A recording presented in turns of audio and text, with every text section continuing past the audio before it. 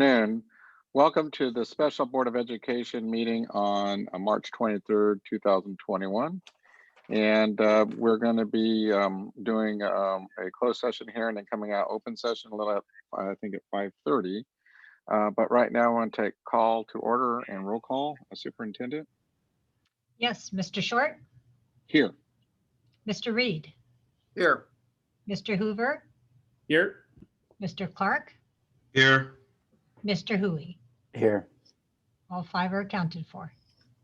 Okay, thank you very much. And for the public, we'll be back here right after our closed session. And we'll convene to closed session as of right now.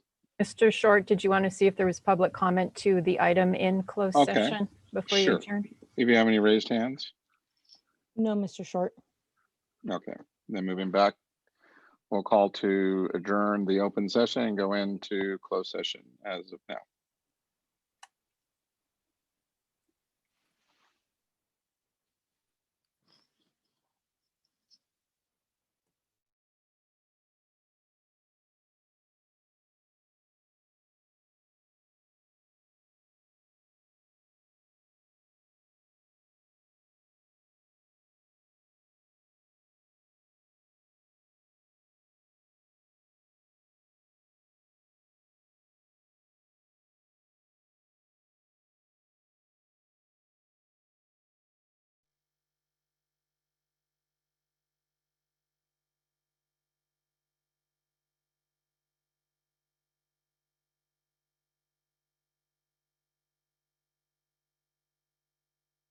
Ready on this side, Kelly.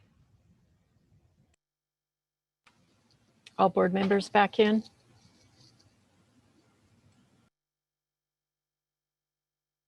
Okay.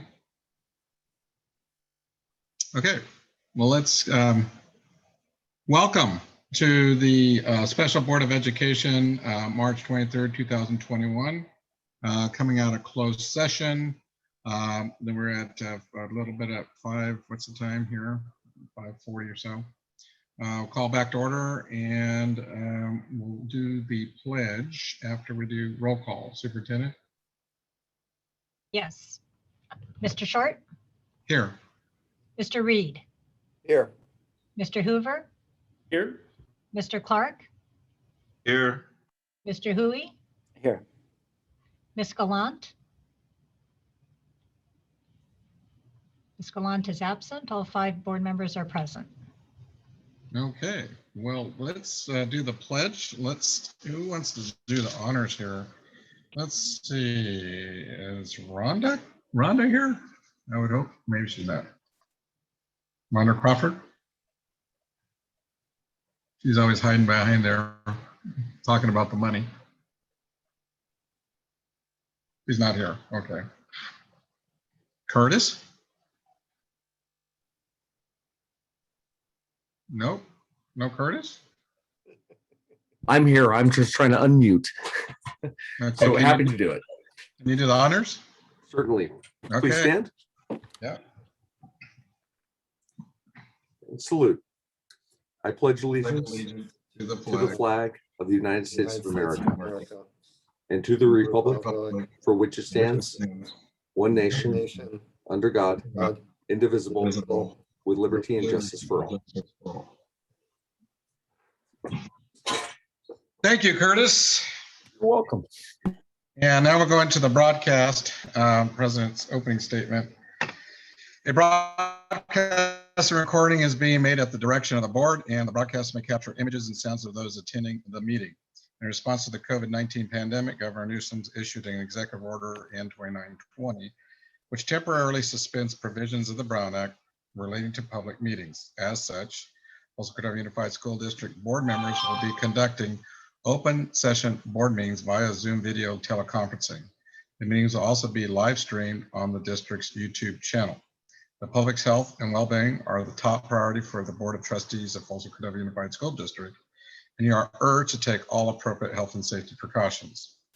Public comment is encouraged and can be done in writing or during the virtual board meeting using the raised hand feature. Folsom Cordova Unified School District Board Policy 1313 promotes mutual respect, civility, and orderly conduct among employees, parents, and the public. We will treat staff, parents, and members of the public with respect and expect the same in return.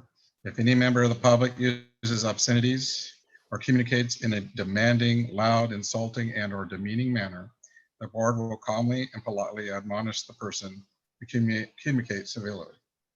Speakers who wish to make public comment to the board in Spanish or Russian will have their comments translated to English. Written comments were accepted until 3 p.m. today, is that correct? These comments were emailed to the board prior to the board meeting review and will not be read out loud during the meeting. At the direction of the board, the superintendent will call roll as we acknowledge the board's received all electronic comments submitted by 3 p.m. today as it pertains to today's board meeting. Superintendent, please call roll. Yep. Mr. Short, Yeah, here. Yes. Mr. Reed, Here. Mr. Hoover, Here. Mr. Clark, Here. Mr. Hui. Here. All are accounted for. Okay, so with that said, we're coming into report out for closed session. Superintendent. There is no action to report from closed session. Okay. All right, so we're moving on to our discussion action, or no, it's just a discussion, right? Or discussion. It says We need to discussion. adopt the agenda first. Adopt the agenda first, Superintendent. Oh, motion to accept adoption of the agenda. I'll move it. I'll second. Got a first and second. Superintendent, roll call. Mr. Short, Yes. Mr. Reed, Aye. Mr. Hoover, Aye. Mr. Clark, Aye. Mr. Hui. Aye. Motion carries 5-0. Okay, thank you. Moving on to item 6, discussion action item. Approve the application for the new CDS code for Folsom Cordova Unified School District Virtual School for 2021-22. Superintendent. Yes, at our last meeting, last Thursday, March 18th, we discussed with the board the option of having a virtual option for students at the beginning of the new school year in August. And in order to do that, we were talking about a standalone school that would need its own separate code through the state. And to do that, we need an application that also has board approval, and we send the board minutes along with the application. So we figured the sooner we can get that in and get that back gives us more time to plan accordingly. The information that's on the attachment is just standing information right now that Mr. Wilson put together, but it will evolve as we work on the details. Right now, we're just establishing that we want your approval to start a virtual school with a separate CDS code for the 21-22 school year. Okay, any board questions? Okay, if we don't hear any, do we have any public comments? Yes, we have one, Mr. Short. Okay, we're gonna restrict this to 2 minutes a person and 20 minutes. Thank you. The first one is Jen. Hey, Jen. Hi, hey, so this won't even take that long, but just something I thought about in regards to the virtual school. Will students, because it is FCUSD, something to consider, can they participate in sports of the school that falls within their district lines? Because normally with charters or virtual academies, they don't have that opportunity. So that I just wanted to throw that out there. I just thought of it, something to think about to allow the kids to participate in the sports for their district lined school. That's it. Okay, thank you. We have next. That's it, Mr. Short. Oh, great. Bringing it back to the board. Do we have any final comments? Yes, Mr. President. Yeah, Mr. Clark, go I'd ahead. like to piggyback on Jen's comment. That may be a concern. Well, not a concern, but I think maybe that's something that we need to address. And I'm not sure if the superintendent would have an answer for that, or if it's something that needs to be researched. But yeah, I think the opportunities need to be there for our students that are participating in the virtual academy to at least be active in some kind of sports or extracurricular activities. I think at this point, we probably need more time to research that. You know, we do have an option in Folsom Cordova through our independent study Walnutwood for students at the high school level through a multi-agency agreement with CIF to participate at their school of residence for athletic competition.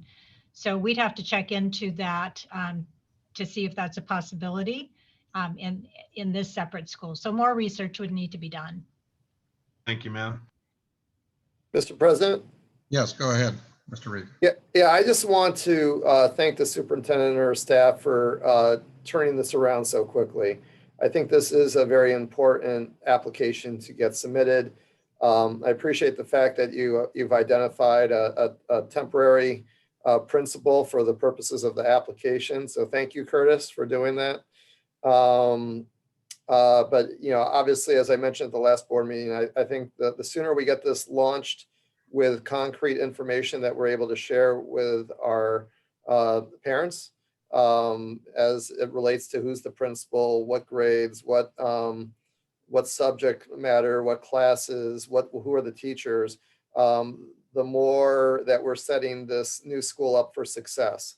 And I honestly, we couldn't have asked for a faster turnaround than what's that, 5 days that you turned this around on. So thank you very much for doing that. Thank you, Mr. Reed. Mr. President. Yes, Mr. Clark.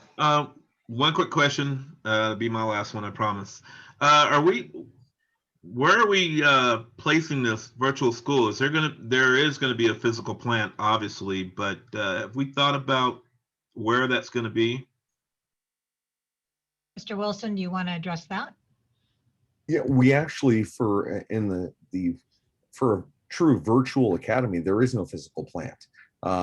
We right now listed the district office as the physical location where materials would be handed out and things of that sort.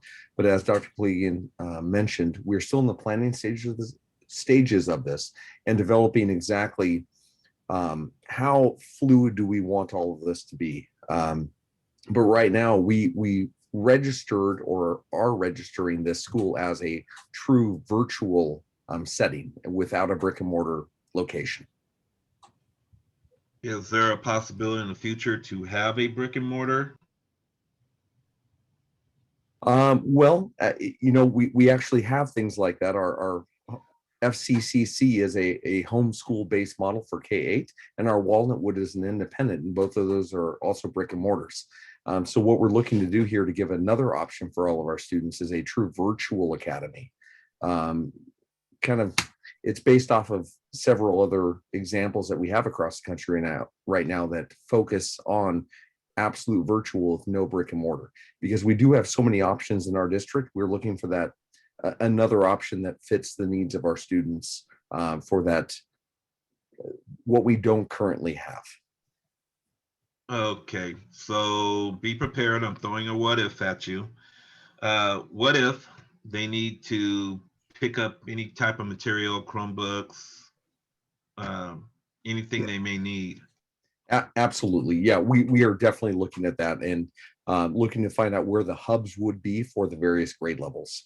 So that is information that is forthcoming to find out, because we know there will have to be materials to pick up, there will have to be technology to pick up, and fortunately we have multiple locations that we could do that, and we'll just have to decide once we figure out the best structure of this virtual school, then we'll pick out the location for those items to happen. Okay, so my understanding that you could be looking at hubs that are more or less geographically sound in each area, right? Correct? Definitely want to make this convenient for our families. Absolutely. All right, thank you. Mm-hmm. Any other board final comments? Mr. President. Yeah, go ahead, Mr. Hoover. Yeah, just really quickly, I want to echo Mr. Reed's comments. I mean, thank you to staff for getting this turned around so quickly. I'm really excited to be that this is already in the planning stages. I think that this is one of those things that I think will help more than almost anything at getting us back to normal, is creating this space for distance learning students and minimizing disruption. I think a lot of the districts we've seen pivot to a 5-day model have done so because they had a separate virtual academy. And so I'm really thankful to be moving in this direction. And I just wanted to clarify for families, and Superintendent, you mentioned this at the beginning, but I did get a few questions on whether or not this is for this school year or not, and it is not. It is for next school year. So just want to reiterate that as well. But thank you to staff for your work on this. I appreciate it. Any other final board comments? Otherwise, I'll make the president's statement here. I had one question to add on, I think what I heard public comment and Mr. Clark about the sports and really an identity concept here.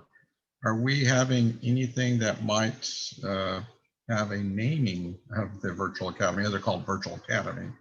Maybe a name. I don't know. Is that required in the application, or do we just call it virtual academy? At this point in time, it's a placeholder. We have Folsom Cordova Virtual Academy as a placeholder. That doesn't mean we can't change the name prior to beginning the school in the fall. Okay, so we can subsequently, maybe later on, if anybody wants to give it a name, maybe we can do it. We just update the state on that name change. Okay, great. Okay, I also want to thank staff for making a quick turnaround on this. This is amazing. We've been talking about a virtual academy for a while, and I think this is going to be a great addition to having options for our parents, especially on when we start in the fall. So I thank Mr. Hoover for clarifying that. Yeah, it does take time to hire. We're going to have a principal, everybody. I mean, that takes time, and I know that takes a little bit of time to roll all that out. So I just want to thank staff for doing this so fast. Superintendent's doing an excellent job. So, and the staff. So thank you. So is there any other final comments? If not, do I have a motion? I'll move it. I'll second. Do you have a second? I'll second. So we got Mr. Reed and Mr. Hoover is second. Superintendent, take roll call. Mr. Short, Yes. Mr. Reed, Aye. Mr. Hoover, Aye. Mr. Clark, Aye. Mr. Hui. Aye. Motion carries 5-0. Thank you for your support. Thank you very much. Congratulations on that. That's going to be great to see that come to fruition. Okay, moving to item 7, discussion. Would be item A, implications of a new CDPH guidance for physical distancing on current schedule. Superintendent? This information is coming as a result of changes that have happened since last Thursday. And the changes are with some of the guidance that came down from at the federal level from CDC regarding physical distancing of students in classrooms from 6 feet to as close as 3 feet when it comes to the proximity of student desks in a classroom. That was followed the following day on Saturday by an update from CDPH, California Department of Public Health, also aligned their guidance with CDC. And as of the beginning of this week, I reached out to Sacramento County Public Health to see how they were aligning. And yes, they are aligning their guidance as well. We haven't seen their formal document. However, they did send us some notes last night of some of the areas that they're aligning to that I'm just going to read a couple of the bullet points so we're aware of what the major changes are and what safety precautions are still in place. So the CDC updated their guidance regarding distancing in schools. CDPH has followed suit, and they will do the same at Sac County Public Health. It allows for 3 feet distancing limited to classroom settings. CDC continues to recommend at least 6 feet of distance between adults in the school building and between adults and students. Also in common areas such as school lobbies and auditoriums, when masks cannot be worn, such as when eating, during activities when increased acceleration occurs, such as singing, shouting, band practice, sports, or exercise. These activities should be moved outdoors or to large, well-ventilated spaces whenever possible. And then also in community settings outside of the classroom. So the point of that is many of the safety features are still in place. The major change was the proximity of desks in a classroom, but the teacher, the adult in the classroom still has to have that 6 feet space, along with face coverings and all the other mitigation measures that we have in place. So those are the major changes that have occurred since Friday to this week. And we're talking about, how could that, when we talked about our schedules at Thursday night's board meeting, the elementary schedules and our secondary schedules, at that point, we said we would let them, continue in the hybrid schedule with the current guidance that we had. But as of last Thursday, we see the changes that happened very rapidly. So the discussion here before the board tonight is, do we remain status quo as we talked about last Thursday for our elementary hybrid schedule and our middle and high school hybrid schedules? Or do we look at an option to possibly make a change without disrupting students and still trying to accommodate more students for in-person instruction, if that's possible, without disrupting students, without disrupting the 40 or 50% of students that are still in distance learning, as well as those that are in person. So that, that's the question that we're discussing. And this is a discussion item for us to just kind of vet out here in the public to see, what is possible, what's feasible, what's realistic. And again, when I was asked the question last Thursday about what our biggest challenges would be to make any changes in our schedules between now and the end of the year, the main response was time. We're coming upon spring break, and after spring break, we have a limited amount of time between April and the end of May for the end of the school year. We're talking about 7 weeks of school. If we were going to make a change to increase any kind of in-person time, we'd have to look at what is realistic and minimizes disruption for 20,000 students. We have to look at our whole student body, and we have to look at our general ed population and our special ed population.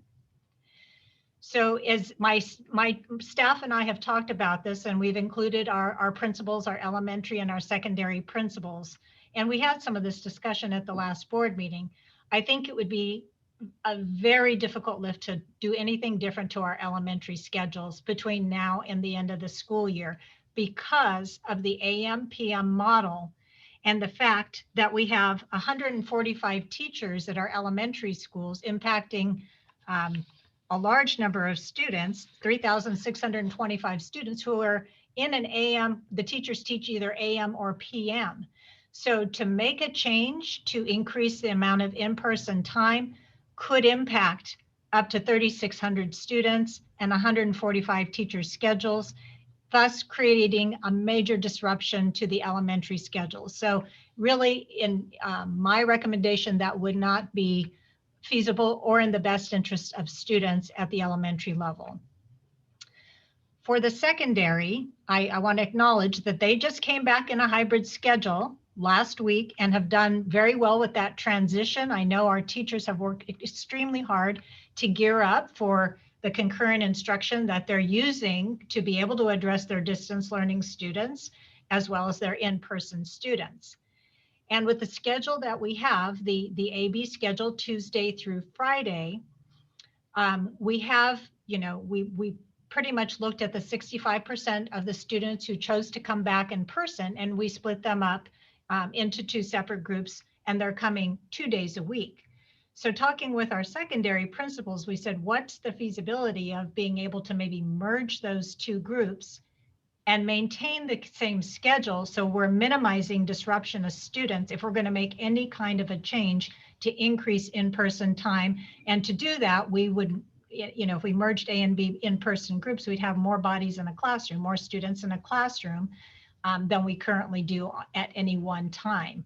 And the new guidance would allow us that flexibility to possibly, add more students or desks in a classroom if, and with, I think, minimizing disruption overall if we kept the schedule the same, meaning that we would still have the students there half day, and they would do their lunch as a grab and go, and then they would be asynchronous for the rest of the day, but they would be doubling their time in person Tuesday through Friday.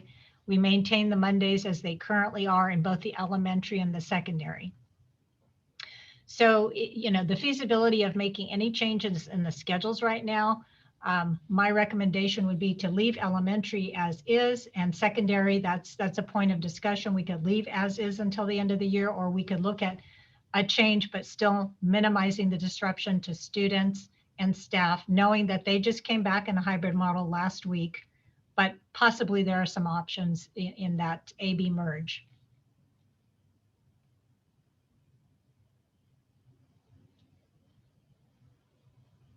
You're on mute, Mr. Short. Sorry about that. We'll bring it back to the board for any questions. Do we have any questions? Mr. President. Yeah, Mr. Clark. Thank you, Sarah, for your recommendation, and I will go on record and say that I support that for our elementary schools. I did have a question about the secondary schools. The master schedule that was done, and I know that takes months of work and preparation. Just a quick question.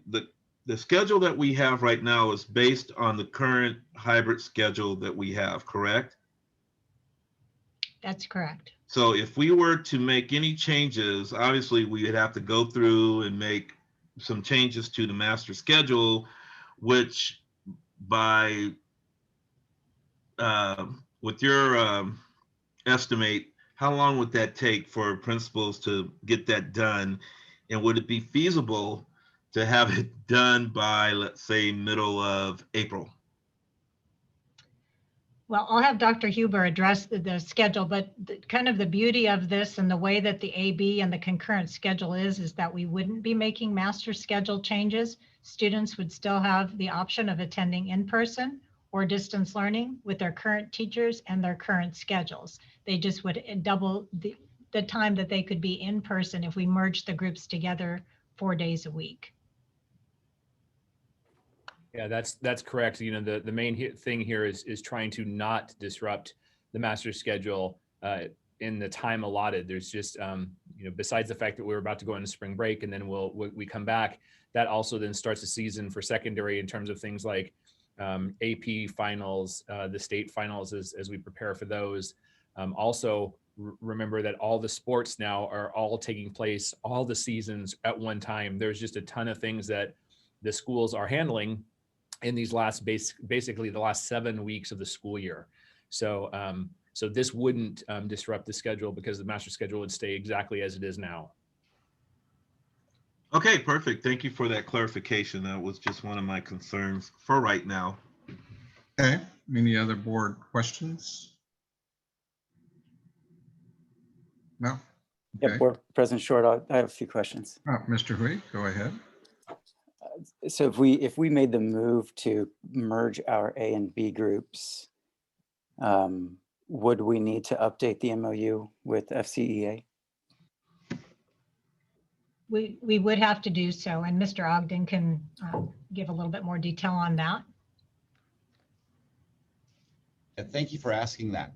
FCA anticipated changes, and so we do have language in 2 different MOUs talking about the 6-foot rule, and we also have language that says when we have a change, either a CDC change or a CDPA. You're on mute, Don. We lost you. I think Kelly muted me. Whenever we have a change, we have agreed that we will get together and negotiate the changes. And so this would dictate us coming together and negotiating this change. Okay, thank you, Don. And Don, I think I probably have 1 or 2 more for you.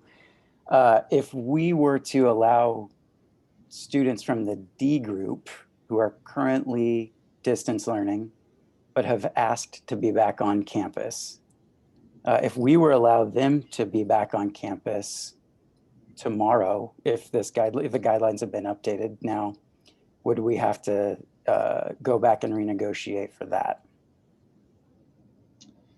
The language that we had was when we transitioned, the students would be in those classes, and then we would move students in based on room. So we would still be following, at this juncture, we're still following the 6-foot rule. So room would be based right now on the 6-foot rule, not on the 3-foot rule. Okay, so it's kind of the same answer. We could potentially bring those D group students who want to be on campus back, but it would also have to be renegotiated. Mhm. Okay, and then last one for now, at least, I'm sure I'll have some more later, would be if our secondary students, well, let me just ask it this way. Currently, our special ed self-contained classes are on campus. I believe it's at least 2 days per week at the discretion of the teacher. And so I'm assuming we would have to renegotiate that if we wanted our self-contained special ed cohorts to have the ability to be on campus 4 days a week, just as the A and B groups would be merged. Hopefully that made sense. It did, and just to clarify, our special ed classes follow the AB model currently. And there's a couple of reasons for that. However, we do allow, and it is in the MOU, it's captured in the MOU, our teachers have agreed that there are the option for our special ed self-contained students to attend 4 days already exists. And the option for teachers to do that already exists. The option's there, but if we wanted that to be a mandate, we would have to renegotiate that. If we wanted to mandate, that would be a change in conditions, correct? Okay, perfect. That's all for me. I may have a few later, President Short. Thanks. Mr. President. Yes, Mr. Go ahead.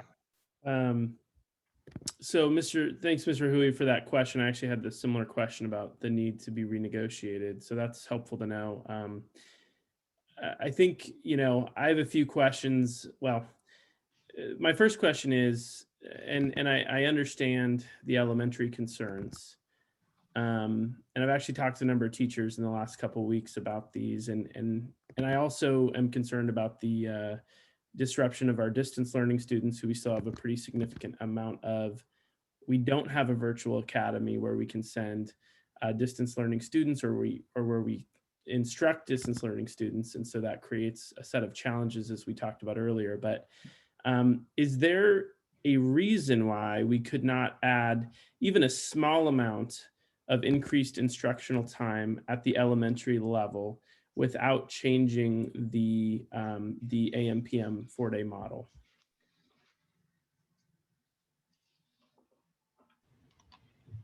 Contractually, if we're increasing beyond the current duty day, we would have to negotiate that.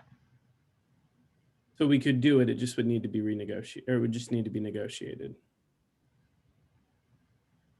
That's correct. Okay. And my next question would be that clearly, again, understanding the concerns with elementary school and the fact that we don't actually have the technology in our elementary schools to do concurrent learning. And I think there's some questions on whether or not that would be successful depending on the grade level. However, we did invest heavily in technology for concurrent learning at the secondary level. Basically installing cameras and technology in all of our classrooms so that really to give us the most flexibility possible. And so I think my question would be, and I know that, as Don has talked about, we would need to negotiate this, but if negotiations were not an issue, or if they were not, if they were able to agree upon this, is there a reason why we could not fit all of our students back into the classroom for a 5-day model in secondary, understanding that we will have students that opt for distance learning? But I guess my thinking on this is, if we have to go back to the table anyway, why not talk about the possibility of a 5-day model with concurrent learning at the secondary level, understanding that the students who want to remain in distance learning will be able to because of the technology that we've invested in? Is there, putting negotiations aside, is there a reason that we could not do that from a feasibility perspective? Dr. Huber, do you want to address that 5-day a week?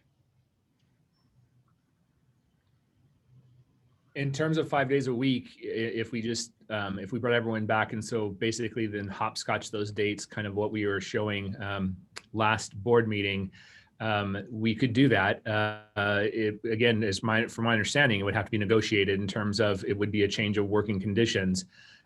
So again, whether or not we can get that done before in these last 7 weeks of school or not, that Mr. Ogden could speak to that better than I could.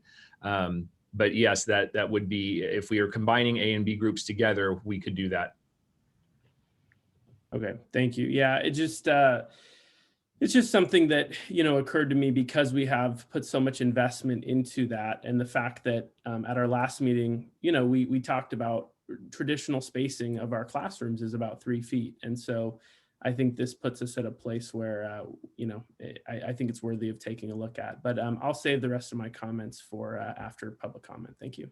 If I could just jump back in for just a second, because my screen glitched. So I apologize, Mr. Hoover. The other thing I just want to say is just a reminder that this is still an incredibly huge lift for our teachers. Concurrent learning, the more schools do this across the nation, the more data and conversation is shared between teachers and teacher groups and parents about how difficult it is on our teachers. And so again, that Monday does allow for teachers to reconnect to students that are maybe distance learning, work on materials that might be better in a concurrent learning model that's not the traditional model. So there is just one aspect in terms of, I know a lot of our teachers really depend on that Monday. They still continue to depend on that Monday to really be prepared for that week. And so it would be something that we would really need to consider in terms of whether or not we would want to, I get both sides, and I understand, the feelings of parents of wanting their kids on campus more. But this still is an amazing lift for our teachers that they're still right in the middle of. So just one other thing that needs to be considered. Thanks. Thank you. Mr. President? Yeah, go ahead, Mr. Reed. Mr. Ogden, quick question for you. Is it fair to say that the length of a negotiation as part of collective bargaining depends on how many issues are on the table? Absolutely. Absolutely. It sounds from our conversation like our bargaining team is going to be a huge hurdle, moving forward with looking at this language. And I just want to share with the team here that, this is the bargaining team that agreed to bring elementary teachers back in person, back in November. We were the only district in Sac County that did that. This is the negotiating team that agreed to work with us and bring special ed teachers back, a couple months ago. And this is also the bargaining team that agreed to have secondary staff come back the day after we were allowed to. So, when we've had these kind of discussions, I think they've worked with us. So I think, 1, 2, 3 things are very difficult to negotiate. If we had one thing at a time and, work through one issue at a time, typically we can make a lot of progress together. So hypothetically, if all that was on the table was merging A and B for secondary schools, that would potentially take less time to negotiate than adding the merging of A and B and then adding 5 days and a longer day and et cetera, et cetera. Is that fair? Yes, that is fair to say. And there's other things we're working on also. So even though I know this is, on the agenda of the board meeting, there's a half dozen other very important items that we're also negotiating concurrently. So, we're trying to get all of this work done. We've got summer school decisions to make. There's lots of things on the table right now. And I know this is probably an unfair question and probably a little bit of apples to oranges, but when you have multiple issues that need to be negotiated, based on your past experience, what is an average length of time to negotiate an agreement that has multiple issues? It's usually multiple sessions. We meet weekly. Meet weekly. Multiple sessions. So hypothetically, it wouldn't be out of the realm of possibility that it could be a month or longer. Yes. Okay. And so and again, probably again, apples to oranges, but if we focused on one issue, such as merging A and B, what's the average length of a single issue that you negotiate? Can it be 1 to 2 weeks, hypothetically? That's really hard to tell. I think what we really need to do is, which we've been doing throughout this process, at certain junctures like this, we go out and we survey families, we survey staff, we work together with our bargaining team and gather some information. And depending on those surveys, sometimes things happen rather quickly. Sometimes they take longer. So it really, depends on the collective. And my final question, and I want to try to understand this, a comment or a statement you made in response to one of my colleagues' questions. I think it was Mr. Hui, but I thought I heard you say that based on the current MOU, if all that we did was merge A and B, that if you're in the D group right now, that would have to be renegotiated. I guess my thought was that the wording of the MOU currently is based on space availability, and if we go to 3 feet, which is the same distance that the classrooms are normally set in a pre-pandemic world, then why would we have to renegotiate the D group? It sounds like all we need to renegotiate is the distance, and then the spacing takes care of itself. And then hypothetically, it's really student choice at that point. If you want to be in the classroom, you could be in the classroom. If one day you decide, I don't feel like going to school, I want to do it online, you can do it online. You can spend the whole week online. You can spend the whole week in school. But it seems in my mind that it comes down to the distancing and getting the 6 feet to a lower number. Did I understand that correct? Do you think that we need to bring the whole issue of D group into collective bargaining if we have a 3-foot distance, which is what the CDC and the CDPH in Sac County have said? To clarify what I tried to say, let me see if I can be more succinct.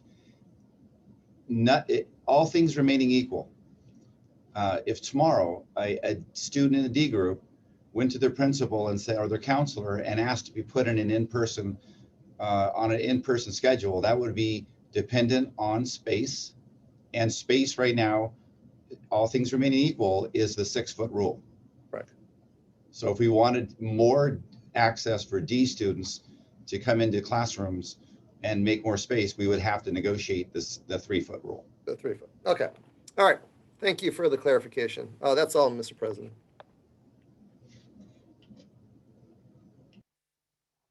Okay, I just have one question. The AB, the lunch period, we're going to minimize, it's going to just go get their lunch and leave. Is that correct? That's correct. We would leave the schedule the same as it is. And we have a copy of the schedule if that would be helpful to see the visual.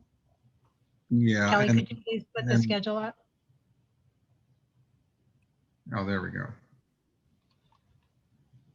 So the hours of the day remain the same. And the end of the day is with students in person is they would be departing at lunchtime and grab and go lunch. So we're not changing anything there. And the afternoon is still intervention and asynchronous learning. The difference is that you could have more students together in a classroom 4 days a week. And we're getting more on campus time and more in class time. That's great. Okay. The other question is, I guess, for capacity issue, we're going to be able to turn around the survey like in a week or so, like Mr. Clark was talking about. What if folks do come in more and we got more and we don't have the space? That's one of the reasons we would be surveying our families to see if they're comfortable coming in. Right now, we have about 65% of students in person, but that's, in smaller groups, 6 feet apart, and fewer students per classroom in the A groups and the B groups.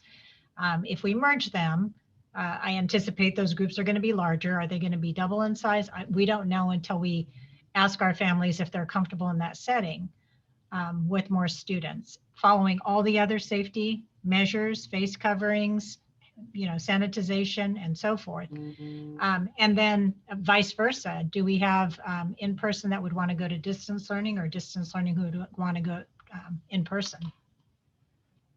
Okay. Okay. Any other board questions? President Short, I have a couple other questions. Okay, Mr. Hoover. So first of all, I guess I just want clarification there, President Short, with the question you were just asking. I think it's been brought up as well tonight. I mean, it's my understanding from the last board meeting that in a traditional model pre-COVID, the 3 feet of space between desks was enough space for the classrooms that we're in. So I'm just want to get clarification, Dr. Kaligian, from what you were just mentioning. Is it possible we wouldn't have enough space to allow all students on campus who want to be on campus?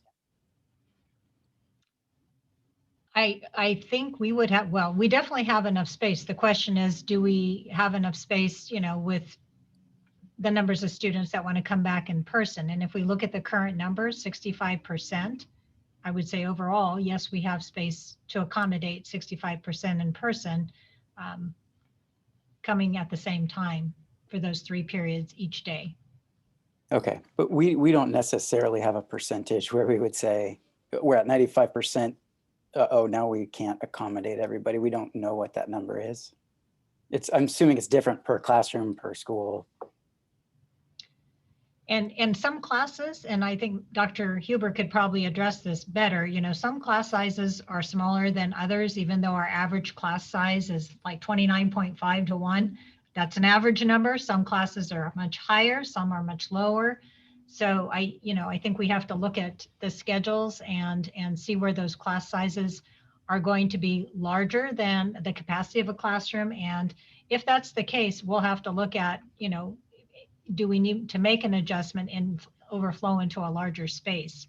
Okay. And again, we need to know that number. Is it going to be the current number that we have attending in person, or could it be higher, or could it be lower? If it's lower, I don't think it's an issue. If it's higher, then we may have to make some adjustments. Okay, but for sure, combining A and B groups right now, we feel comfortable that we'd have enough space if we merge the 2 groups, sounds like.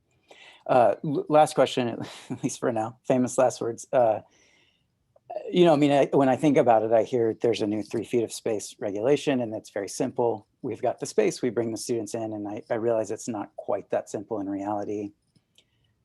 So maybe could you give us a sense of what all would be involved in merging A and B from the district's point of view? What would we need to do in order to be ready for that?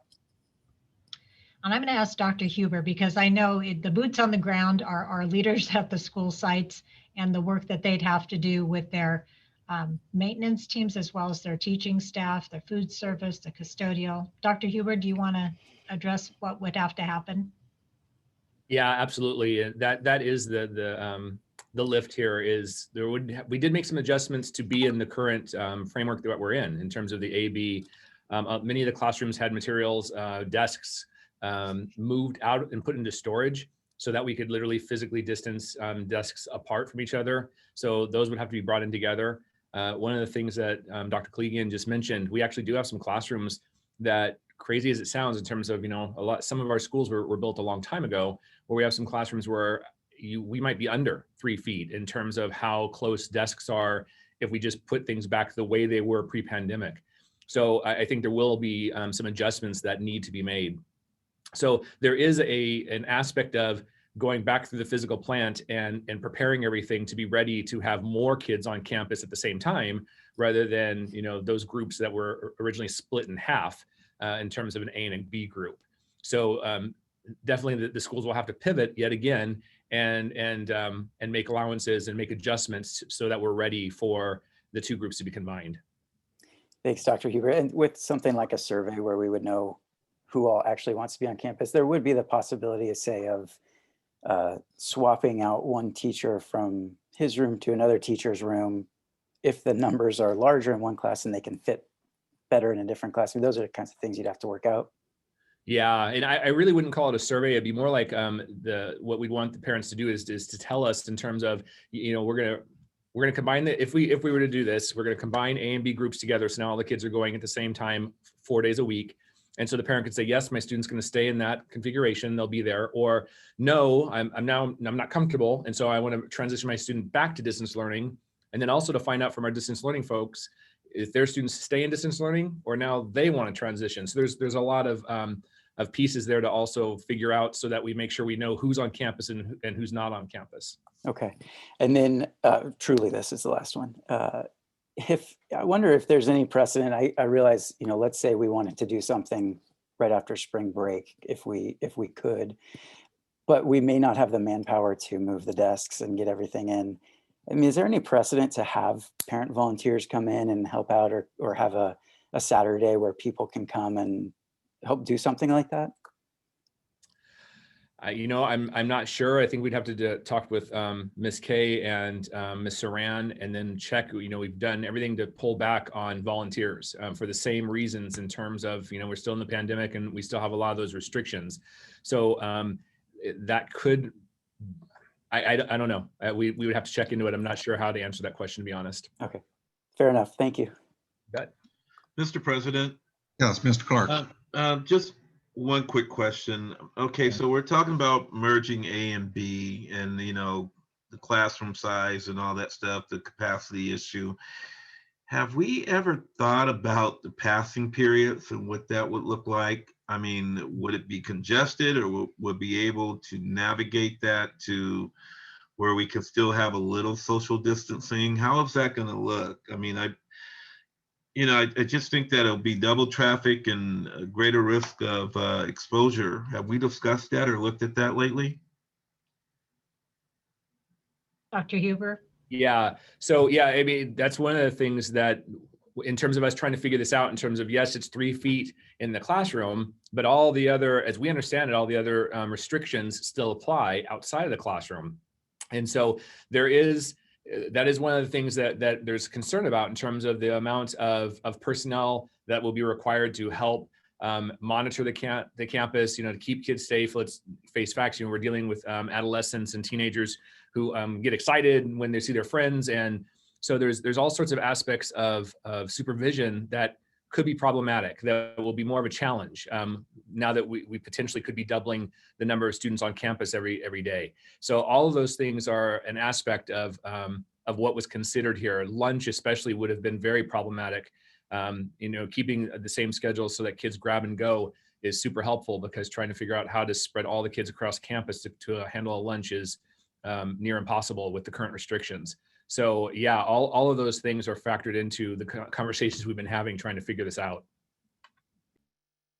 Okay, so what you're basically telling me is that we really don't have the manpower to monitor our passing periods. I mean, how are we doing that? I know that if we have a passing period, the desks are going to have to be disinfected. They're going to have to come in and spray it down, I would imagine. I mean, I'm just trying to figure out how that would work on a passing period with students being in the hallway. Maybe a little packed, it may not be. I'm just hoping that we are willing to look into that to see how that would work. Well, that's another reason in terms of, again, I totally understand that, you know, we'd like to get after this as fast as possible, but there's still a lot of moving parts for our principals and our leadership teams and our faculty and our custodial staff and, you know, everybody that's involved to figure out site by site in terms of how to handle that when you double the numbers. So it definitely poses challenges. Okay. Any other board questions? And before I take it out to the public comment? Well, hearing none, let's go out to public comment. We're going to limit to 30 minutes, 2 minutes apiece. Do we have any hands raised? Yes, Mr. Short. The first hand is Jen. Hey, everybody. This is Jen Tarbox. So many questions, so little time. First, I want to start off with, I do believe I heard collegian say towards the beginning that there is no need to bargain with merging A and B because teacher schedules are not changing. And so I kind of feel like there was this huge circle jerk kind of going on with all these conversations. Merging A and B secondary is not changing anybody's schedule. You're adding more students. There is already CDPH guideline that says 3 feet is doable. And I do not believe that you have to go back. And if I'm wrong, I'm wrong. I don't believe I am, that you do not need to go back to an MOU for more children to be in the classroom. Also, with that said, I do kind of wish I heard more about the board talking about passing periods or this or that. What about the social and academic and emotional health of these students? And recognizing that time is of the insane essence at this moment.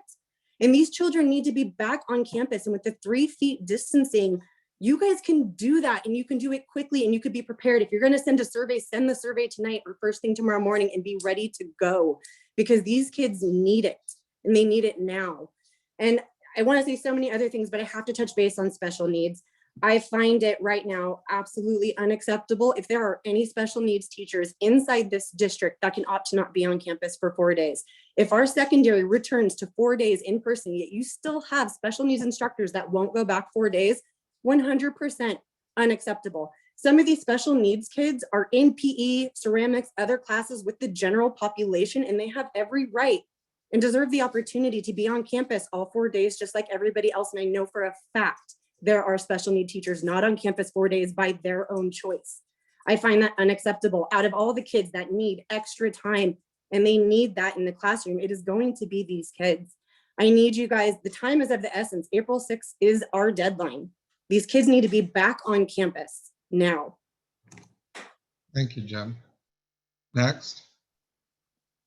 Next, we have Cindy.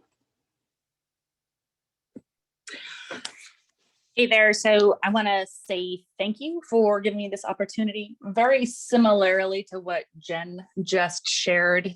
So I have a child who's a 504 student, not an IEP. So he's not considered special ed. However, for him, he has massive anxiety, and without being in class, he absolutely falls apart. He's ADHD, etc., but not ever enough to qualify for an IEP. Unfortunately, or I guess I should say fortunately, the 2 days that he went back to school last week made all the difference in the world for him. He came home. I will say the last year he went from being this sweet, amazing young man. He's 16 years old. Went from being this sweet, kind, gentle young man to an angry, anxiety-ridden child. And in 2 days of being in the classroom last week, it made all the difference in who he was. He was this boy who was excited to tell me about his day, who was excited to tell me about his classes, his teachers, his etc., that how his misconceptions existed from the educators that he was interacting with. That if I could find a way to get this young man into class for at least 4 days a week, the difference it would make.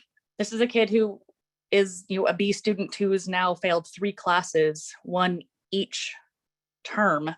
He's at Vista since we've gone distance learning. That it would be the difference between him passing and failing classes. So I want to say that I hear that it doesn't sound like we really need to have an MOU for getting the secondary kids back in class, and I want that to happen. Next, we have Farron. Hi, good evening. Can you guys hear me okay? Yes. Okay, thank you. First, I want to say thank you for having this special board meeting.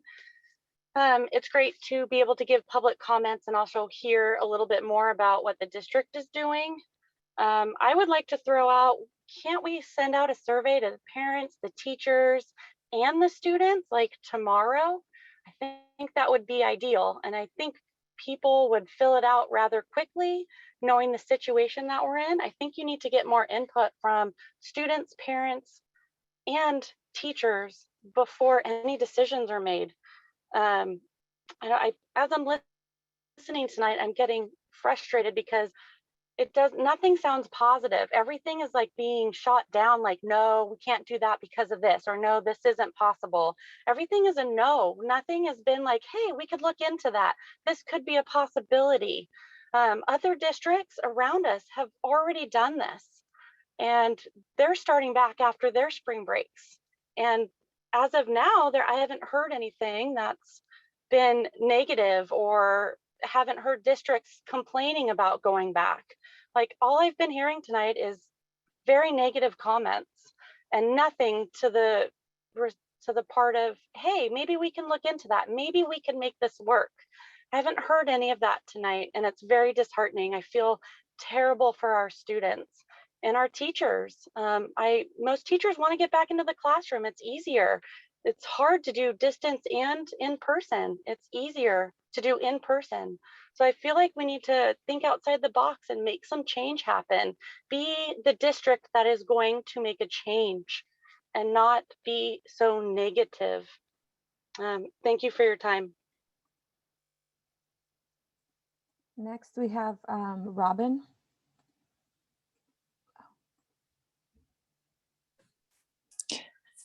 Hi, can you hear me? Yes. Hey, I'm one of the parents of one of the special needs children that Jen Tarbox was talking about, and I would just like to agree with all of her comments. My son went back to school yet last week for 2 days, and he can't talk, but all the way home he was singing, he was laughing, he was so happy. And it's been a really, really rough year. Even though he can't speak and he's autistic, he's an extrovert and he needs that social interaction. And the 2 days a week is a good start, but it's really difficult to develop any sort of routine when it's only 2 days a week. I mean, ideally, of course, I would love if we could go back 5 days a week. I'm not sure of the logistics of that with the self-contained classroom. If you still have 1 or 2 kids who are distance learning, if it would be possible, if they have enough staff to do that. But even 4 days a week with a hybrid would be just a tremendous help. And I did have a question regarding summer school. I know it's slightly off topic, but someone mentioned it earlier, so I'm going to ask. I don't know if anyone does know yet if that's going to be hybrid, if it's going to be 5 days a week. No one seemed to quite know on the last board meeting. And yeah, so I'd just like to thank Board Member Hui and Board Member Hoover for always bringing up special education. Thank you guys for being advocates. And yeah, thank you. That's it. Next, we have Jeanette.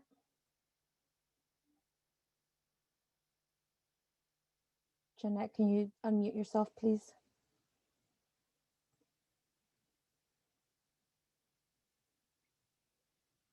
Let's move on to Tyler. We'll try with you again in a few minutes, Jeanette. Tyler?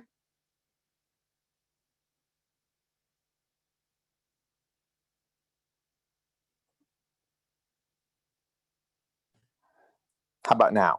Yes, thank you, Tyler. There we go. So my questions are pretty document based. Attached to the board agenda, which board members and staff, I'm sure you guys all looked at. I'm looking at page 13, which talks about stable cohorts at the secondary level. And I didn't hear that addressed at all.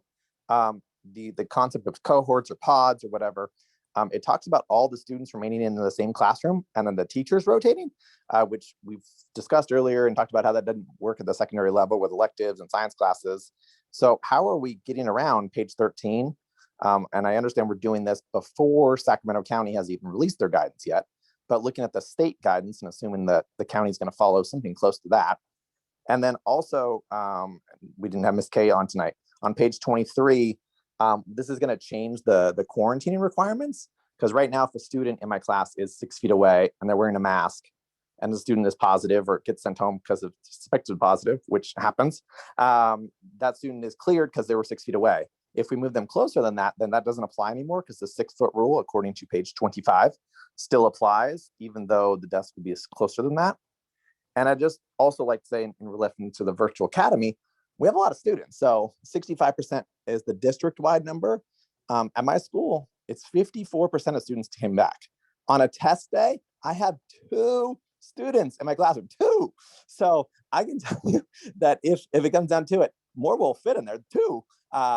But most students are finding that distance learning is working. I understand it is not working for everybody. And that's the option that we have right now, is this hybrid option, where we're kind of bringing people back. But no, for a lot of people, the fact that we're opening up a virtual academy, this is working for a lot of people. So nobody's talking about forcing everybody. Ms. Gallant made it really clear at the last board meeting that students don't want 5 days a week. So thank you, Mr. Reed. I know you switched your vote on that, but let's listen to the students. Let's listen to science, and somebody please respond to that document about how we're getting around those spacing rules and cohorts. Next, we have screen name iPad. Hi, can you hear me? Yes. This is Claudia Nicholson. Never been able to fix that iPad 4 thing. Apologize for that. I am the grandmother of a special needs student, the mother of Robin who spoke earlier. I'd like a little clarification. This isn't actually a question, but something I think that needs to be clarified. Moving forward, we're talking 4 days, but really right now they would be going 2 mornings. So are we talking about extending that to 4 mornings or 4 full days? I didn't hear clarification on that in any questions, and people asked, and it makes a difference because a 8:30 to 2:30 is quite a lot different than 8:30 to 12:30 when you're talking about instruction time, etc. The special needs cohort that I believe my grandson is in is only 8 kids, and so that would fall into the qualifications of being allowed to be on campus in the first place. They need to be going 4 days, so there's no reason that can't be accommodated or shouldn't be. They're in a self-contained classroom, and so I think that's critically important, and I don't see any reason why that can't happen after spring break or tomorrow. As a matter of fact, I'd like to thank Jen Tarbuck for her comments, also Mr. Hoover and Mr. Huey, and actually everyone who works on the board who's trying to make it work, but they really understand the special needs situation. My grandson, as Robin said, was so thrilled when he came home, was smiling, he was laughing to see friends, he was so happy.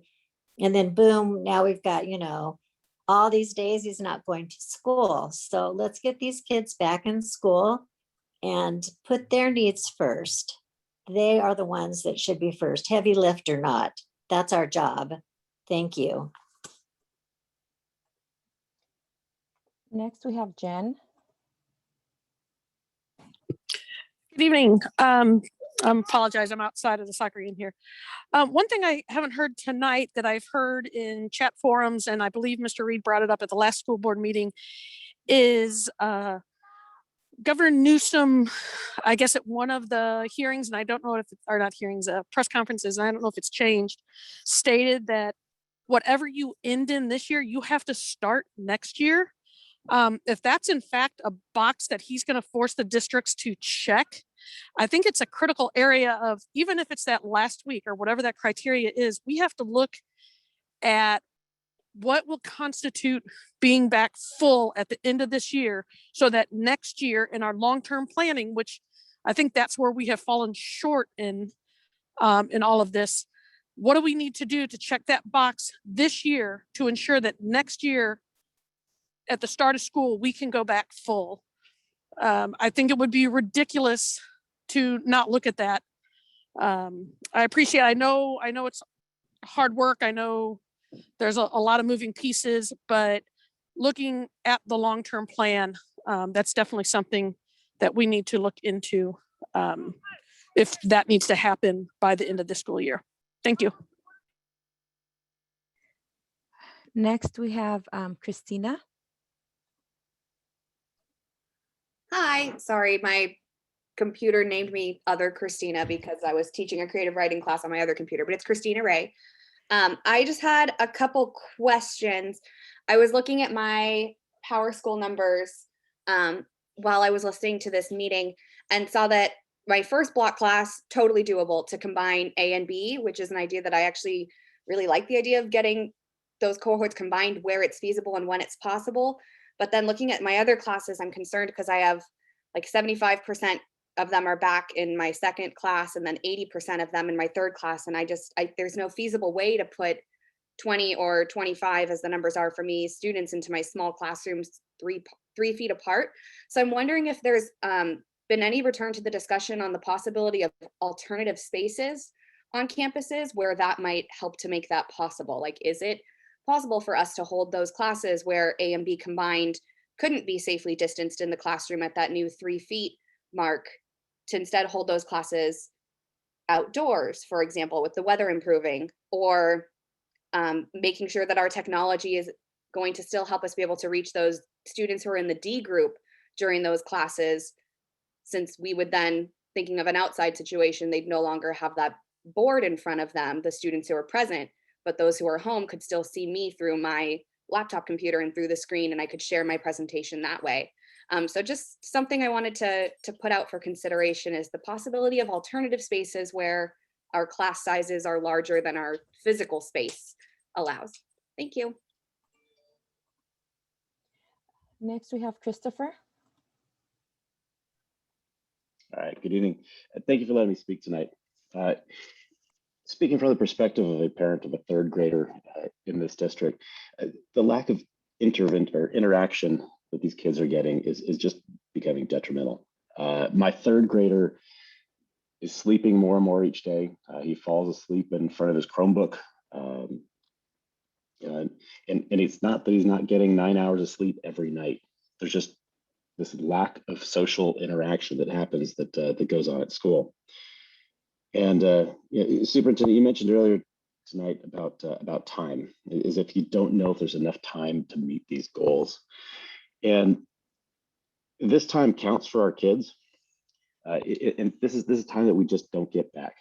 So every hour that it takes you to meet these goals, or to negotiate, or to try and come up with a plan, it's amplified across each and every kid that's out in this district.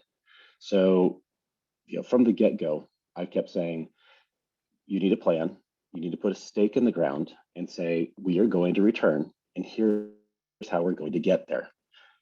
So, I can't help but feel that every week when I come on these meetings, it's just another time where we're failing our kids. That's all. Next, we have Mary. Hi, thanks for letting me speak. I'm a teacher at Folsom High School, and I just had a couple of short comments.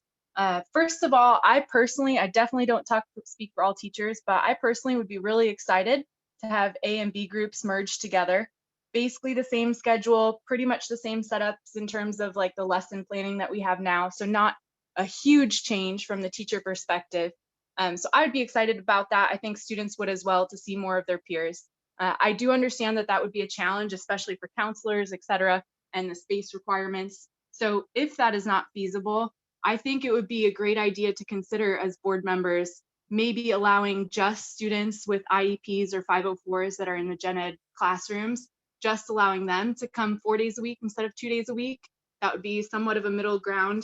I know I definitely have some students with 504s that I have a really hard time tracking down on the days that they're on distance learning. It's really hard to tell if they're paying attention or on task. So as a teacher, that would be really helpful to me.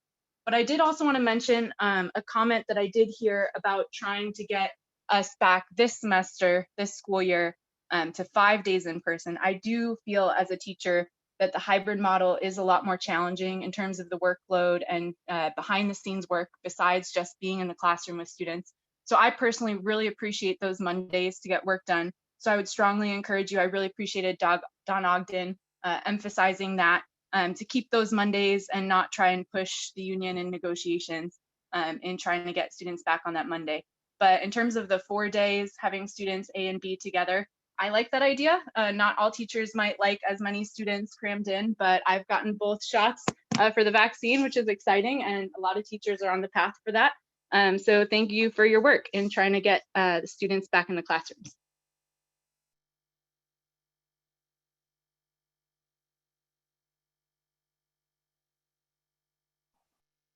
Is that all the speakers we have? No, I'm not sure where Martha. Oh, I'm sorry. It would help if I unmuted myself. We have a few more, Mr. Short. Next, we have JJ.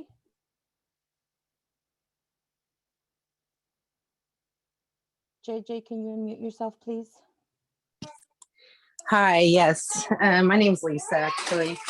And I just wanted to make a comment regarding the kids going back and combining the A and B. I mean, my son's in honors classes. He's really struggling.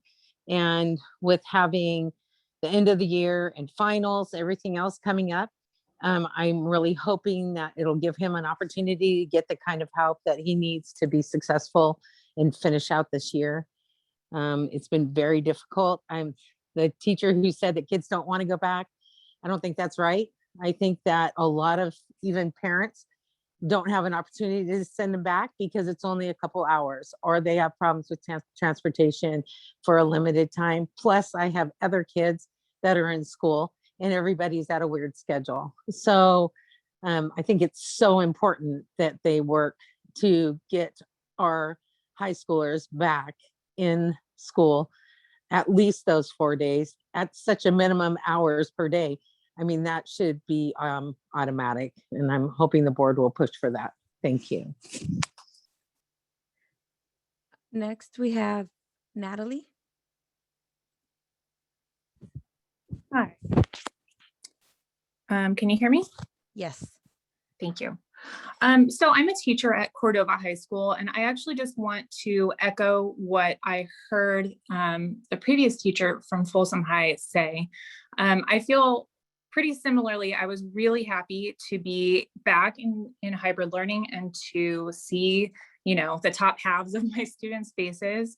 And I know that just seeing them in the classroom, I know that they felt the same way that I did, because we've really been missing being in the classroom with our students. But I do want to point out that even with 10-minute passing periods, I do feel extremely stretched thin when it comes to things like disinfecting all the desks and chairs that have been used, making sure that the borrowed Chromebooks have been cleared out of the way and cleaned if necessary, and setting up for my online classes and my in-person classes at the same time.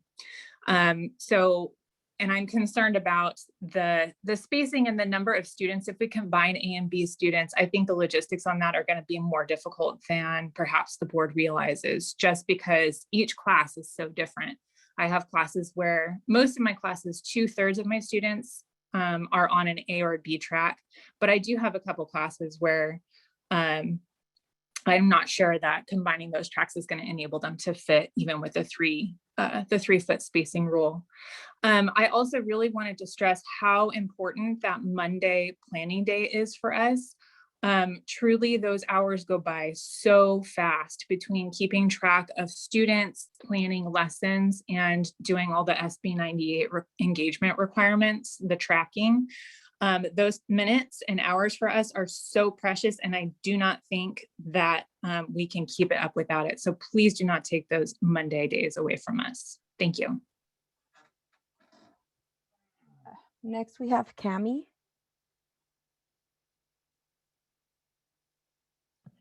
Hi, good evening. There's been some really good comments. I think the bottom line is we all know kids need to be in school in person.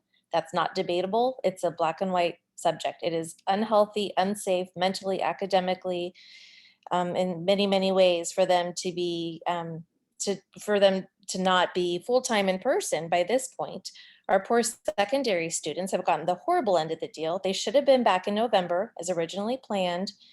And we all knew this would happen, that we'd have a winter surge and it would get delayed and delayed. And it takes to mid-March before they can go 6 hours a week. And that's still unacceptable. I don't see any reason why this can't be made to work. I think it was clear that there was no intention to ever go full-time this school year, or otherwise there would have been a separate virtual academy set up. Right now, this model for elementary, it seems like it's designed to fail, that they can't do both. And that's very frustrating. I think it's time to step out of the box, make kids the focus, do what we need to do to get them in school. If spacing is too tight in certain classrooms, they can sit outside. We live in California. The weather's beautiful now. There's no reason why we can't think outside the box and just make this work for the kids. And after hearing that, potentially we're going to have to start the next school year in the same model in which we're ending this year. That is a game changer. That is absolutely going to, we would leave the district, and I'm sure many other people would if that's going to be the case, if our kids are not going to be even starting full-time next year because we're not ending in full-time in person. So please do what is best for these kids. They don't have anyone else to advocate for them. We have to do it, you know, us as parents have to do the advocating, and we need all kids, all grades back in school full-time. Thank you. Next, we have Melanie. Hi, can you hear me okay? Yes. Okay, so listening to some of these comments, I'm a little bit frustrated because I don't think that combining A and B cohorts is such a huge ask. These secondary students, the way that the hybrid model is currently, would have 19 days of in-person instruction for the entire school year. We're literally asking to add 16 more days for these students. I think they deserve it. They've been out of school for months. Second, some of the concerns about bringing kids back with 3 feet distancing and the passing periods, if that's a concern now, I don't understand how the district's going to be able to handle that in the fall, because it's going to be similar restrictions, probably 3 feet in the fall. Another thing is we've been saying that 3 feet is pre-pandemic spacing. So again, I don't understand the issues that people are having in trying to bring these kids back 4 days a week in the morning. So I'm just asking the board to please do what's best for these kids, bring them back 4 days. I'm fine if they come back 4 days in the morning, if that's going to be the easiest thing and the fastest thing that we can do to bring these kids back right after spring break. And again, like Jen said, we've got 200 plus families ready to go, and we will move forward if we need to, if we do not get these kids back more than what they are now. Thank you. How many speakers do we have left? Because we're approaching our limited time. Yes, we have 2 more hands raised, but they already spoke earlier when you first opened this for public comment. And you're correct, we are practically at the 30-minute mark. Right, so we shouldn't have repeat. Yeah, so these are, well, one of them isn't. Do you want to use the Yeah, we last can one? use that one and then let's wrap it up. Thank you. Okay, thank you. The last one will be Dan.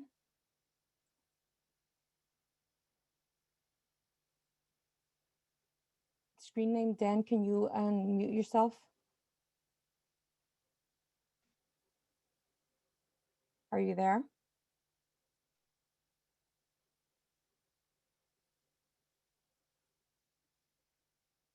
They have unmuted themselves, Mr. Short, but I can't hear them. And I do think that, you know, the kids are pretty much adjusted after a year at my house. I have an IEP student who's a senior in high school. She's pretty much on her way to college right now. She doesn't even want to go back to school. She's got her job set. She's got her activities set.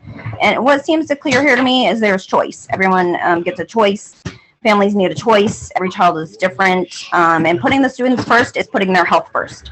There is going to be unknowns, and the school district is going to have unknowns through the summer. So we don't know.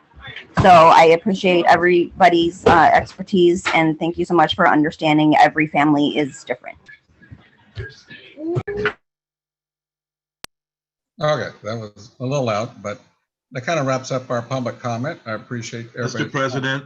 Yes, sir. If I can make it a request. I know that there's one speaker out there who hasn't spoken, and I think she's had her hand up for a minute. If I'm looking correctly, it's Shannon. And plus, since the last yeah, if they're new speakers, we can't have. Yeah, she didn't really use all of her time, or she was actually cut out most of it. But is it possible to get Shannon on board and just hear her comment? Sure, bring her on board. Shannon, are you there? Yeah, can you hear me? Yes. Okay, great. Thank you for letting me speak. I just wanted to share the perspective from my two high schoolers. I've got two boys in 9th and 10th grade. And being in this hybrid model, only going a few hours, 2 days a week, is giving them the message that why bother? They've pretty much given up all motivation. It's just telling them that it really doesn't make that much a difference. Why should I get up early and go to school and just be there for a few days, 2 days a week? It's not enough. And it's, the message is, we're telling them your education is not important.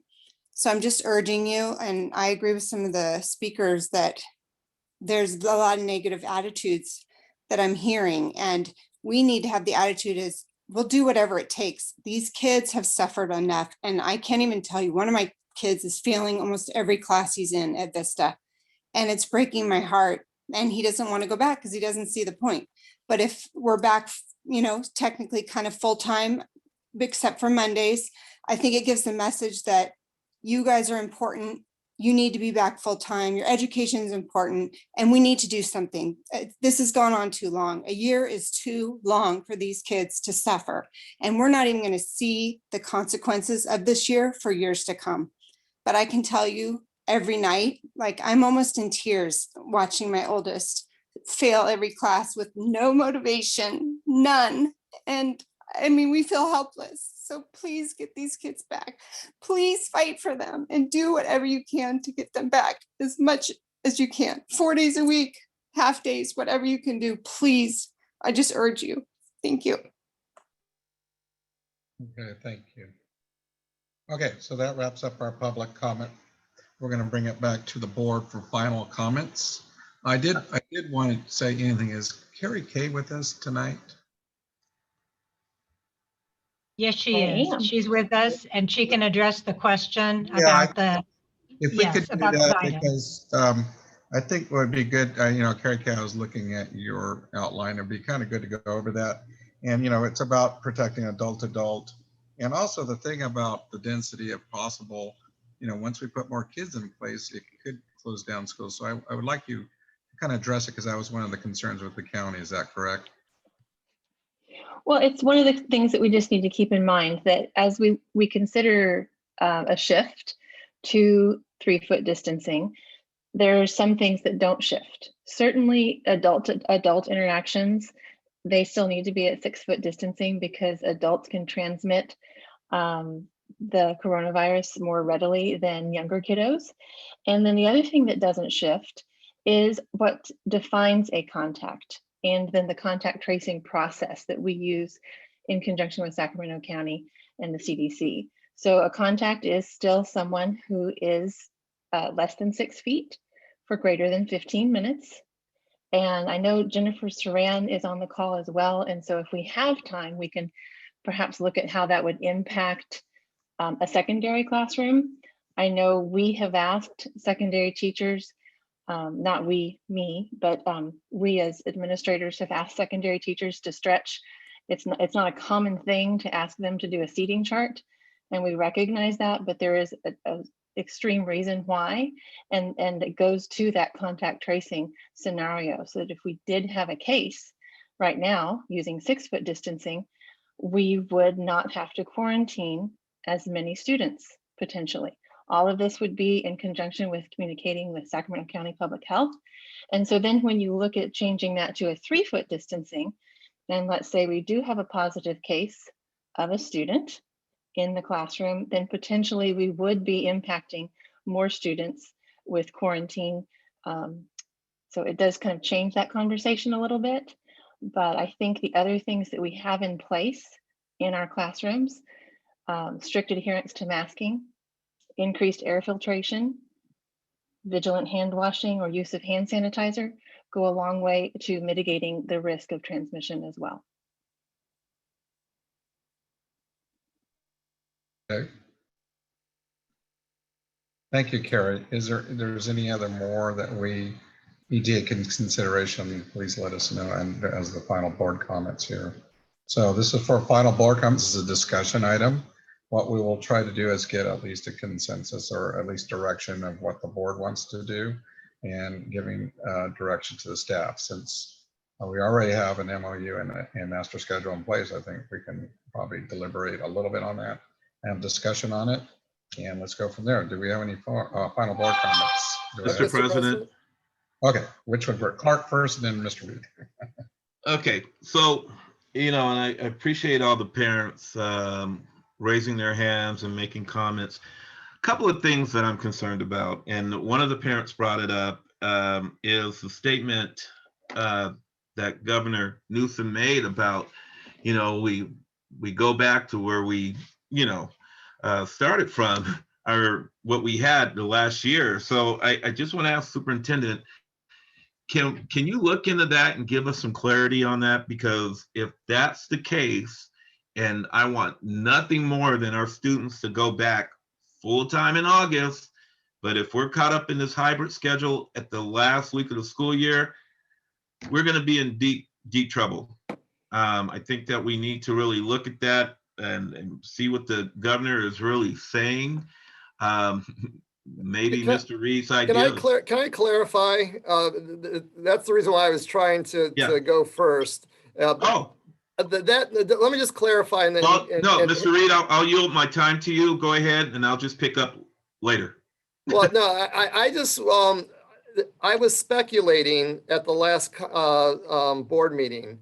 The governor never said that how you were going to end the school year is how you're going to start the school year. Okay. I was just pontificating, speculating based on things that I've seen this year, and somehow that statement was taken as a fact that the governor made that statement. I hate to be the source of any rumor out there. So let me be clear. Governor Newsom never made that statement. It was just me asking the question. Now let me turn it back to you, Chris. Okay, thank you. Well, when I heard that parent say it, it's like, oh, maybe we need to look at this a little bit closer, and maybe Mr. Reed's idea ain't so bad. So anyway, again, I appreciate the not teachers, the parents, making their comments and making their case. And I do agree with them on the special ed. I often wonder what happens to them. I know when I head out to schools, and I know that some of the principals, if they're online, can validate the fact that I do want to see special ed before any other class, because I'm kind of curious to see how they're doing.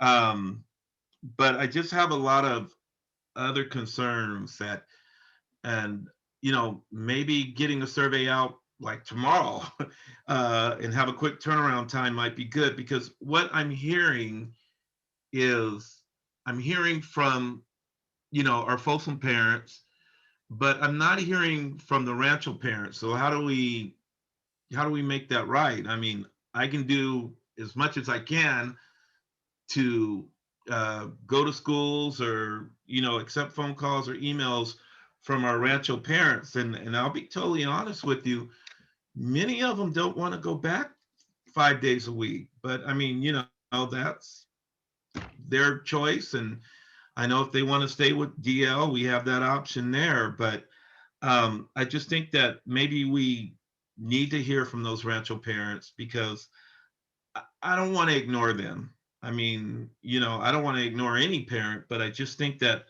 we need to hear from them as well. And, if we had time to get some extra calls in, and I know, Mr. Short, you made your rule clear that we were only going to limit it to 30 minutes, but I'm just wondering,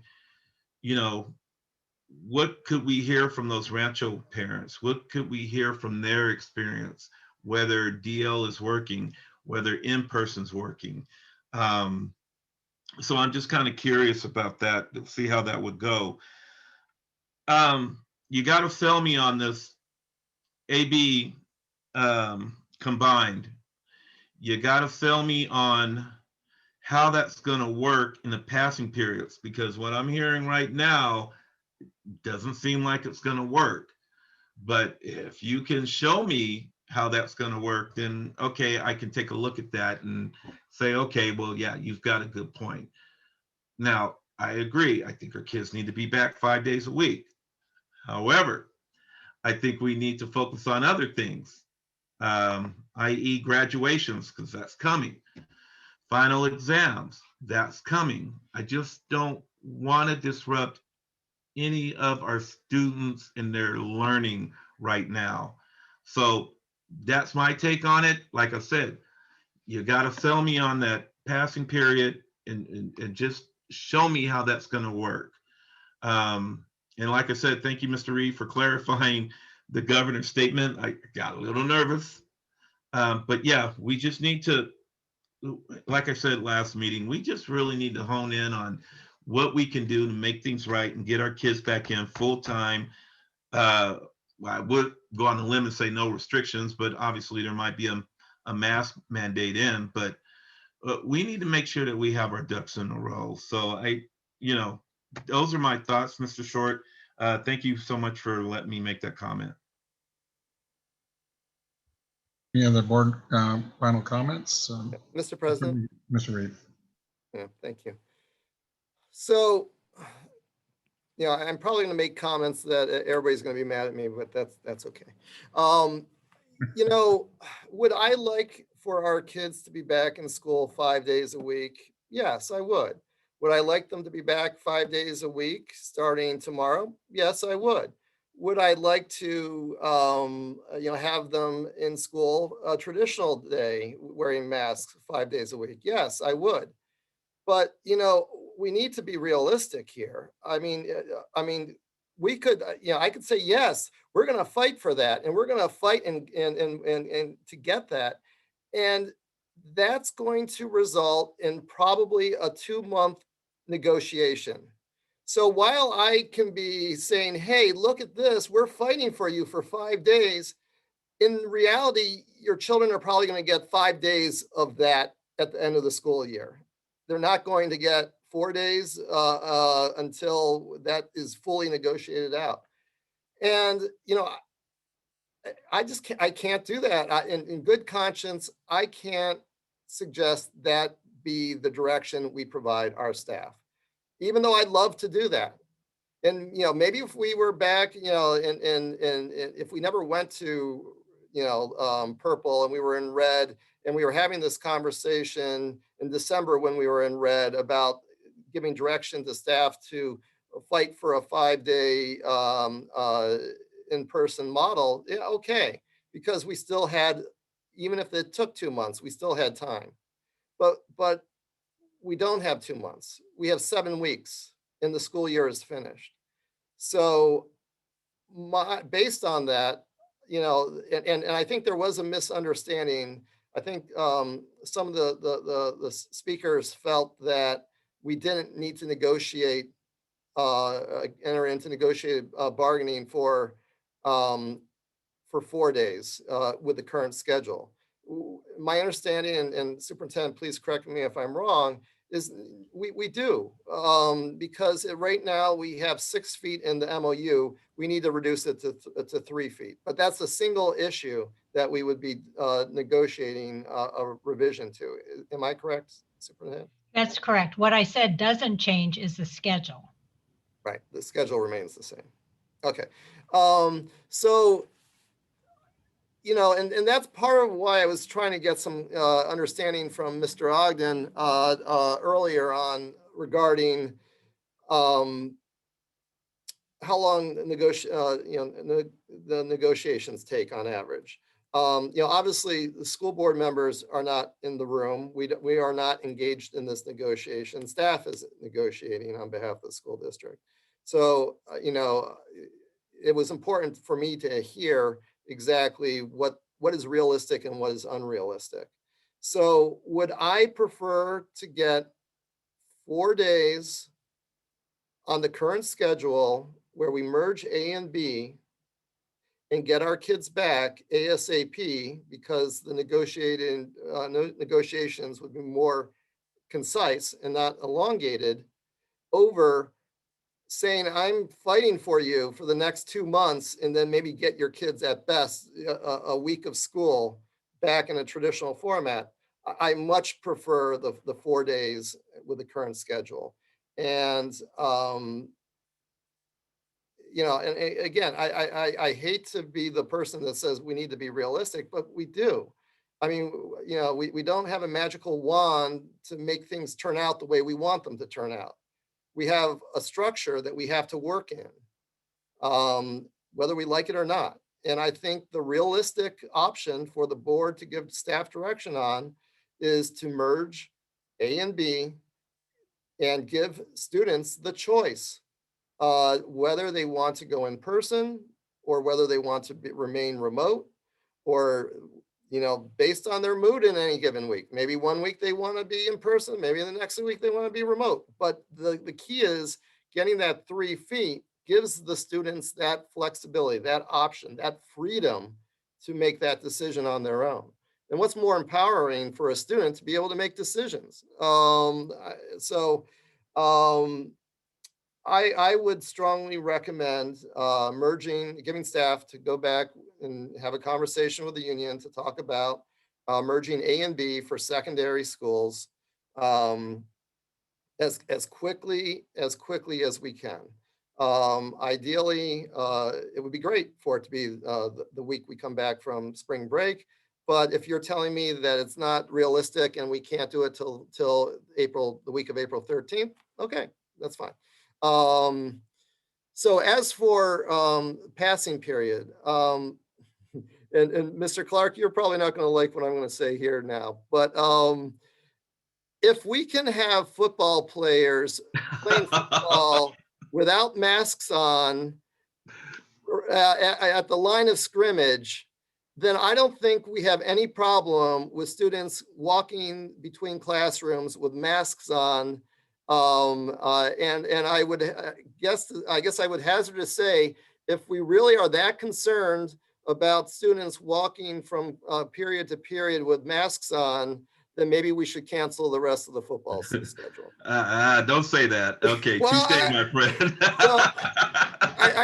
I wanted to word it in a way that maybe I thought you might appreciate. It's all good. It's all good.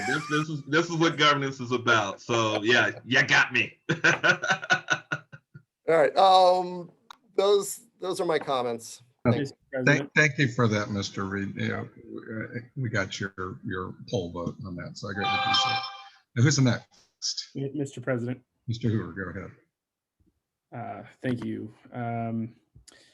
So I appreciate the dialogue tonight. I appreciate the superintendent for adding this discussion item to the agenda tonight. I think it's been actually very good to hear from parents, hear from teachers, hear from board members on this. I do want to correct my colleague, Mr. Reed, about the months-long negotiation process. The board does have the ability to impose a change, even if they can't negotiate a deal. But I do think that it is fair to say that having a productive relationship with your bargaining team and your teachers union, like FCEA, is going to serve us better as we continue to prepare for the fall and implement the things that we want to implement there and in the summer. And so I do think it is a matter of weighing the costs and the benefits, and there are costs to that approach. So I do understand those concerns. I also want to point out that tonight we laid the groundwork for the fall by moving forward with our virtual academy, and I think that's going to serve us very well in the next couple months. I also understand how big of a lift any change is going to be right now. I get that it's not going to be easy. I get that we need to maintain a focus on the fall, but it is critically important that our district be flexible during this point in time as everything changes.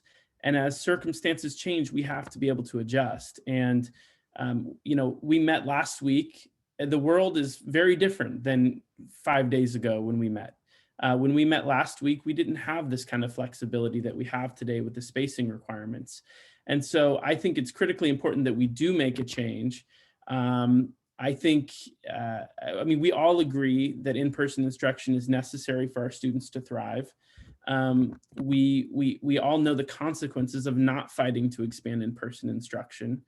And we've seen that in academic performance and mental health outcomes. We all know this, and we all see this. And so with that in mind, I think the bare minimum we need to do as a district is transition to a 4-day schedule by combining our A and B groups. Again, I think that's the bare minimum that we need to fight for. I really appreciate the teachers who, especially our secondary teachers who came on tonight and spoke in support of this idea.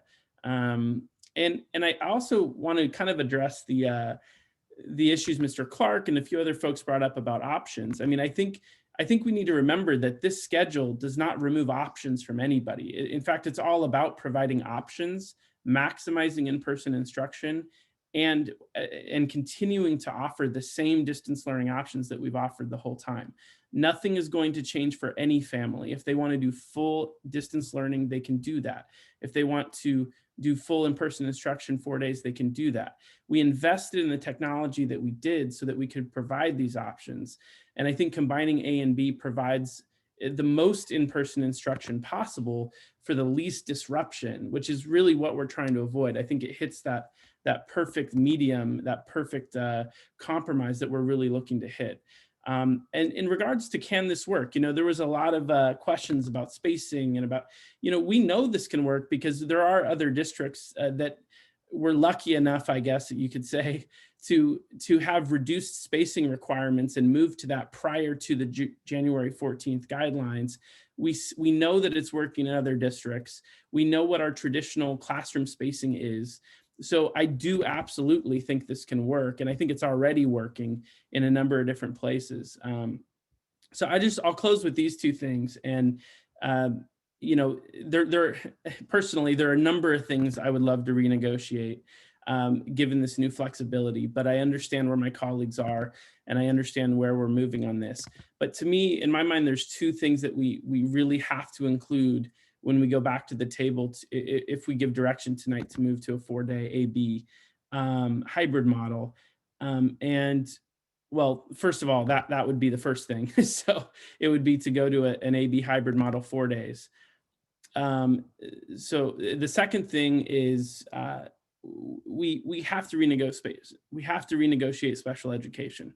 I think if my colleagues are not and for good reason, but if they're not willing to negotiate a longer elementary school day, I do think at least for our special education students, we need to make sure that they're able to come to school 4 days a week. And the reason for that is because now if we move to an AB 4-day schedule, we now have an equity issue. We have an equity issue between our in-person traditional students and our in-person special needs students.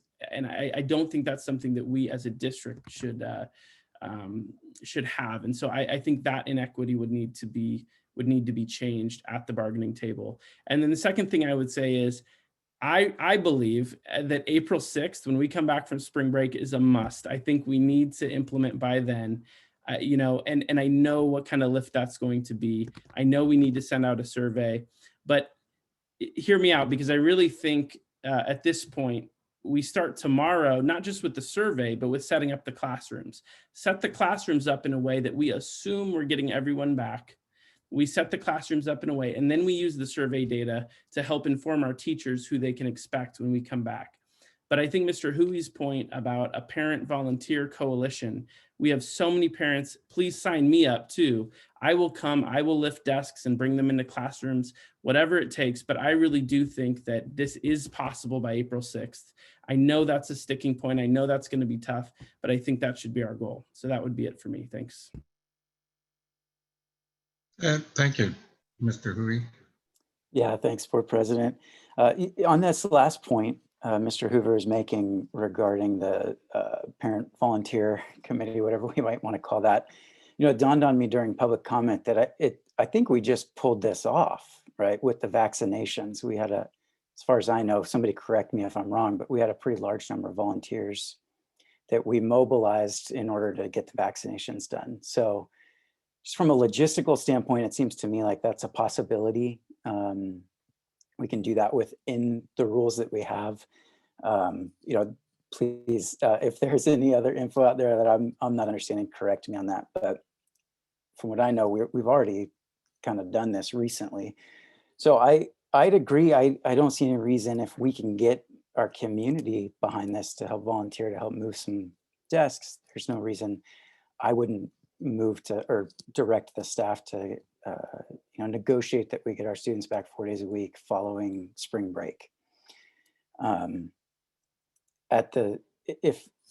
So that's where I would be. I think most of the other things I would want to mention have been mentioned, mostly that this, we could think of this as a disruption, and it might disrupt students, but again, I think it's been pointed out, but it's worth repeating. None of us, it sounds like, on this board or on the district staff would be looking to require students to be on campus. None of us are going to make students come back whenever we do make this decision. What we're going to say is you have the option of being back. So we're, student board member Gallant mentioned on Mondays, she already kind of has her schedule figured out. I know some families, when their students are distance learning, they don't have the option necessarily of getting them to school. Well, they're not going to have to bring their kids back. Their kids aren't going to have to come. So I think what we're saying is we're going to offer the option for people to be on campus 4 days a week in that A and B group. I do also want to agree with Mr. Hoover that it's not just a single issue to renegotiate. To me, it's imperative we renegotiate our special ed, our self-contained classes within our special ed. It just can't be an option that it's okay for them to be there only 2 days a week when every other student would have the opportunity to be there 4 days a week. Mr. Hoover laid that out pretty clearly, that's an inequity I don't think we can be okay with. So I would say I'm really comfortable saying, directing the district staff to negotiate with the union to bring back the A and B groups merged, with every student having the potential to be back 4 days a week should they choose, as well as asking the district staff to renegotiate our special education section of that MOU, requiring that self-contained class be available to students 4 days a week, again, upon the discretion of the families and the students themselves. So I think that's it for me, though. Thanks. Okay. Well, leaves me. You're Mr. President, I had a. Okay, Mr. Clark. I had a thought, and I mean, excuse me, while I get my bearings together on that. Gosh, Mr. Reed got me. Thanks, David. I just I had a question for Carrie Kay, and then I had a question, and I should know this answer already, but I must have missed the email or something. But for the superintendent, just for clarification. So Carrie, you're first.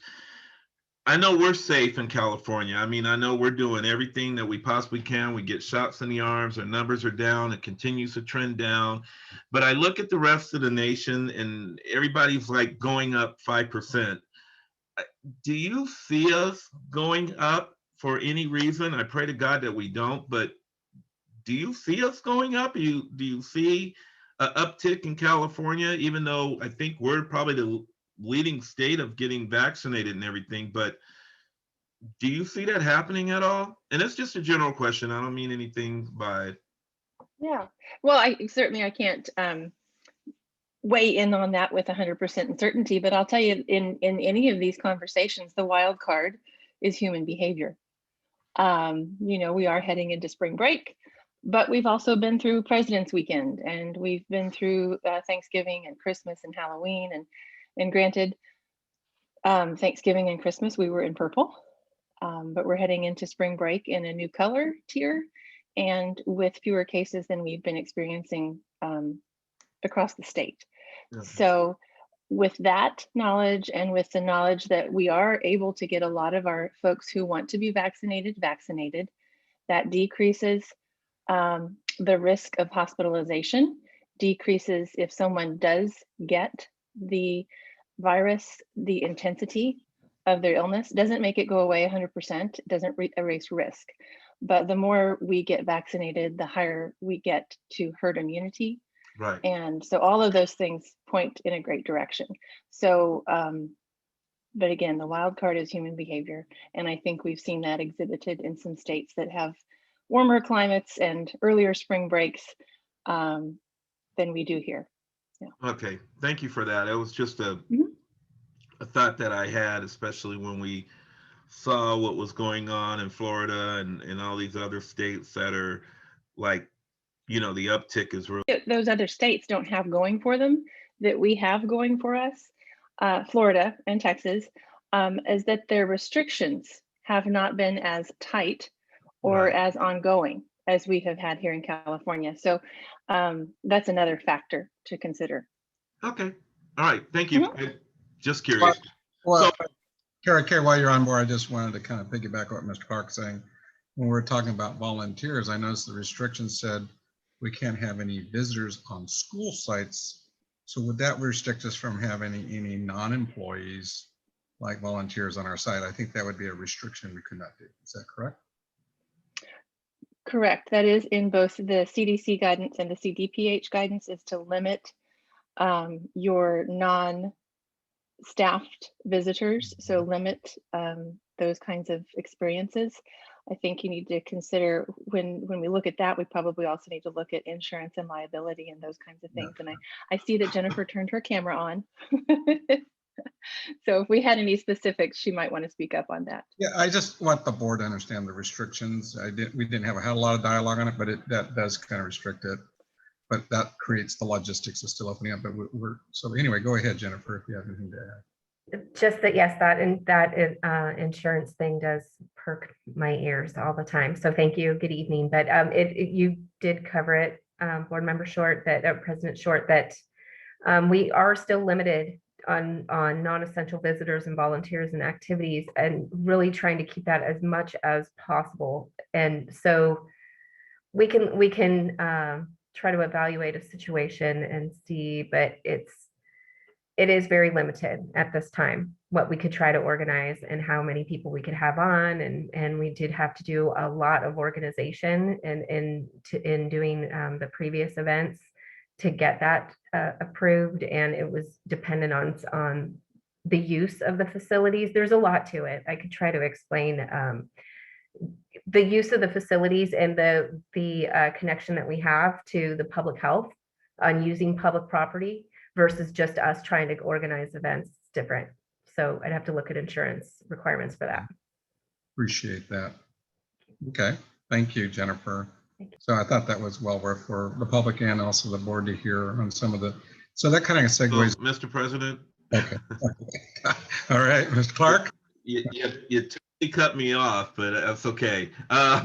So I had a question for Superintendent Kaligian, and I just want to make sure that, I know we get our, sometimes we get our daily COVID reports. And like I said, I didn't have a chance to look at the last one.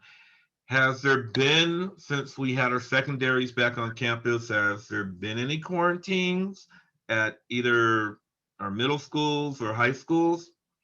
Just asking.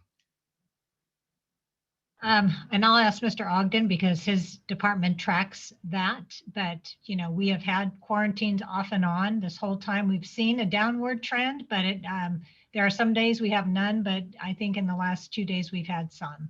Mr. Ogden? We have had quarantine situations, and we've had them since November. And we deploy a team that's trained on doing contact tracing. We make sure that everyone who has had contact is also put on quarantine. We proactively allowed our staff to have 2 weeks of quarantine leave, which does not count against their accrued leave. The state just caught up with us with SB 95 to let everybody in the state have that, but we've been offering that already for our staff. We've allowed our staff to take leave days to get vaccinated, and we did not count that against their leave. So we've faced all of these issues that we'll face, since November. So I think we're ready, we're prepared, and we've got the staff trained to go through this. Okay, thank you. Just clarification. That's it. Thank you, Mr. President. Thank you.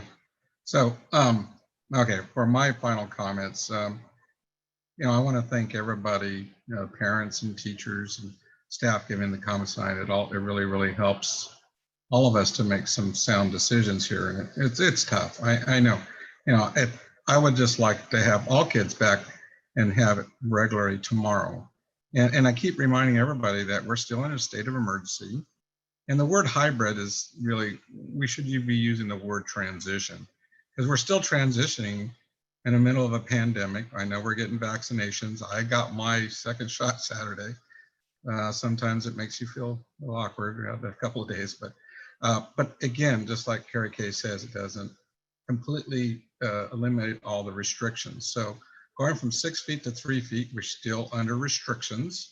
We're going to continue to do it. I believe that this is a good thing for us in the fall to really open up. But however, there are restrictions. You heard tonight that from insurance to our other things are still in consideration.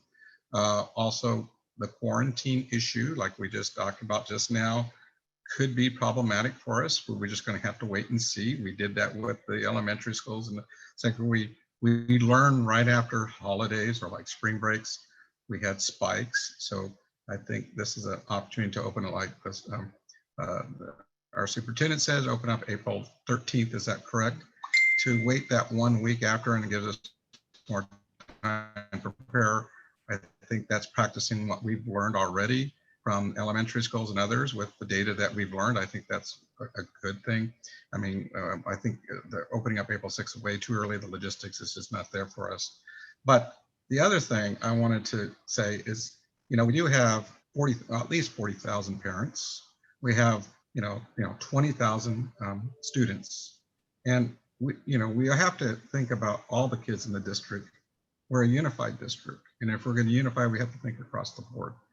So and I really do like the idea of the surveys and getting them out quickly. But like I said, I've heard from over here on the district areas over here on the Rancho Coast side, a lot of parents at elementary are very satisfied with distance learning. It's different. The comments is let's keep as is. But I like to hear a survey if how things are going, at least on the Rancho Cordova side. But we do have 20,000 parents on this side.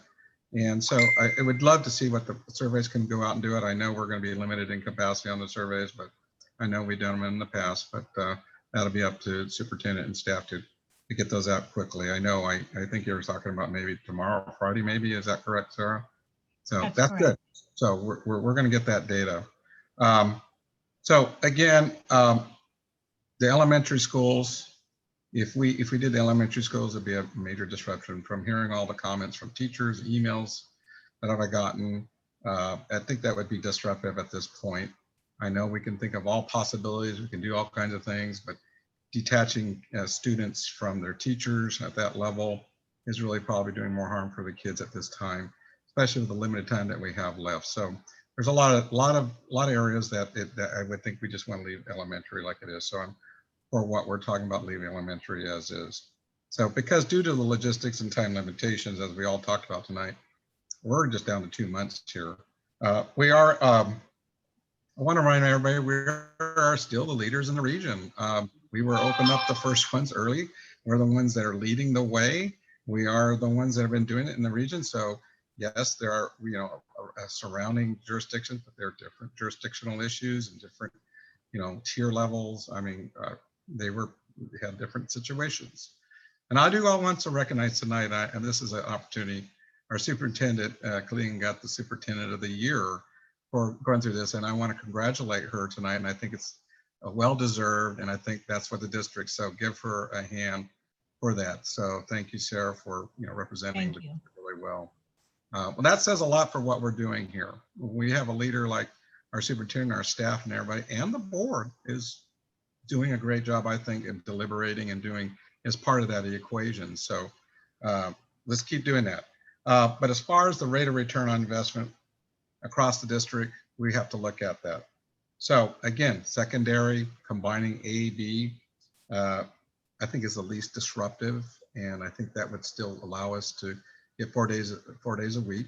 I know we have to be careful with the restrictions and maybe we'll learn, and as far as crossing, we don't have the lunchtime.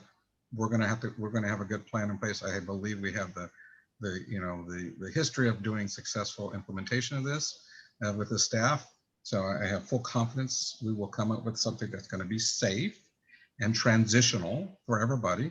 And this will allow our kids to be on site optional, like our other board members are saying here. We don't want to force anybody, but this is still optional because I know there's parents out there that still feel comfortable even in the situation to stay at home. So I think I like the option idea. Again, the special education, if there was anything we can do to help them, I really do think that we should try to help the special education as most possible extent as what we can. As far as that, also, I don't have anything else as for in regards to it, but that's my stance on it. Sounds like from hearing from the board here, we have a consensus to give direction to the board. I think we got across the board, I think consensus. I don't know, Mr. Clark, are you still kind of, are not quite sure? Are you comfortable with that or not? I'm comfortable. They just got to show me. That's all. I'm comfortable with it though. I mean, do it. Well, again, that sounds like the poll here, our consensus is good. So with President that Short, said, sorry, yes. can I just get clarification? We're having consensus around bringing the A and B group back. It sounds like, and if there's any other thoughts, it sounds like the second week after spring break. So I don't know that date. Sorry, off the top of my head, April 13th. Is what I'm my understanding.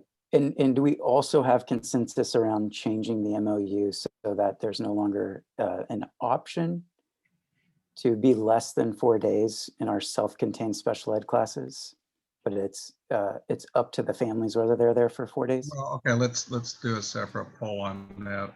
I mean, That's the current language with, and actually the volunteer part of the MOU for special ed sunsetted once we came back in the hybrid model. So the proposal that we're talking about is the same for special ed as it would be for general ed, which is 4 days a week if the students and the families choose that option for their child. Okay, so the option of 4 days a week would cover any child coming onto the campus. Correct. Great. Correct. Thank you. That fixes our equity issue. So great, that's good news. So whatever we can do for our special education kids is great. Okay, with that said, final comments. I'm really happy where we're going in the direction. I know this is a heavy lift, but the least disruptive. And we got the survey to go out. We're going to be meeting here next on April 15th. I think we got a lot on our plate, and the virtual academy is wonderful. Great job. Really excited. And we can focus on opening up the 5 days a week in August if everything goes far. And like Harry Kay said, it's all about human behavior. If we can continue to trend downward, get everything going, I really do have faith in our community and our parents and everybody else. We all do our part. We're going to have our kids back 100% here soon. Well, some restrictions. So. Mr. President. Yes. Just a quick question of clarification on the timeline. So Mr. Hu and I believe Mr. Hui and I both suggested April 6th. Mr. Reed said really either or, I think. And then Mr. Short, you said April 13th. Right. I guess I just want to nail down consensus here on the date. I mean, I would love to see April 6th if the board thinks that's too quick. Even starting that week, later in that week, I think April 8th. If we're talking about bringing all of our students back to the classroom, we're not dealing with A-B groups anymore. So, and any way that we could get back that week, I think would be fantastic. But I would love to get consensus on that because I'm not sure it was clear. And I heard staff give recommendations that the logistics of that. So Sarah, can you give us more background on the logistics of that? I think if it weren't for spring break, there wouldn't be a problem at all. But, being that we're surveying our families, we'll send out the survey tomorrow. We'll ask for families to return the survey by Friday before they leave for spring break. But knowing that sometimes we don't get responses from 100% of our folks, we would want to be able to give the opportunity for our schools to follow up with those families when we return. And again, that Monday after spring break is also a holiday. So the first day back is April 6th, and giving time that week to do that follow-up just to ensure that we've communicated with all of our families district-wide. That was the rationale for having the 4 days that week to do so with the start the following week. I guess the board needs to provide direction, so I would still stand I would still like to see April 6th. That's my personal view, but we obviously need to develop consensus on that. So, As me, I would still say April 13th, plus we learn from the data that we learned past after holidays, human behavior. And so we don't want to open up and then suddenly close down. So remember, the quarantine criteria is going to be more restrictive because the quarantine, if they're within 3 feet, the whole class goes. So that means we could be closing down classes readily. So just keep that in mind. And I think the April 13th is reasonable. Mr. Clark. I actually agree with Mr. Reed. I just think it's too unrealistic. Am I open to, what was it, the 13th or? Yes. Yeah, I mean, I am open to that, but again, you gotta show me. So I'll just leave that comment right there. Okay. And as for me, I mean, I guess I stick with my the 6th or the 13th. I'm comfortable with either. I mean, we have to remember that again, it's not a magic wand that we're making it so. We have to negotiate this. So I defer to the staff or provide the staff with the flexibility. If for something that we're not aware of, that's going to be able to make the 6th happen, because something happens tomorrow and we can get all the tables in place, the desks back in place, then, I don't want to take that away from them to say that, yeah, we can open on the 6th. But, if something like that we're not anticipating with this holiday coming up, I mean, let's remember, staff have vacations planned.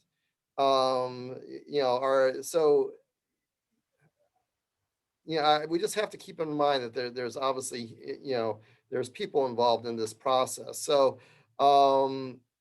I continue with, let's give the staff flexibility. The 6th would be great, but I'd be happy with the 13th also. The bottom line is I'd like to see the kids back 4 days a week, as soon as we can. Thank you, Mr. Reed. Mr. Hui? Yeah, I mean, I'd love to see it March 24th. But yeah. I realize we're under some limitations here. I hate the idea that it's going to take us 20 days, whether we have a break coming or not, to get some desks in a room. I don't mean to minimize that activity. I know there's a lot of work to be done to make that happen. So, I'd be willing to push it as much as we possibly can.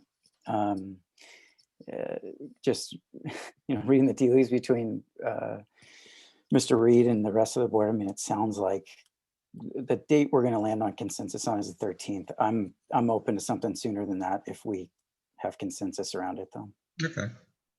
Well, there you go. I think we got a consensus. At least we have flexibility to the staff. Earlier if possible, but 13th sounds like the more ideal, based on what the superintendent is recommending. Okay. Can I just mention, I would love if, obviously we won't know this information tonight, but 20 days is a long time. I mean, if we can make it the 8th, let's make it the 8th, so if we can get an actual number back with how many days will it take to actually do this work, I would love to hear that. Yeah, and I think the surveys might tell us a lot too, right, Sarah? Yes, and I can update the board once I get those results back as well. We can get updated, yeah. I also think it's important we're providing that date to families, obviously, and teachers as soon as we have it. So I would prefer not to wait very long to figure out that date. I think we should probably figure out that date this week. Again, I'd prefer the 6th, but I understand that I don't have consensus on that, so. Okay.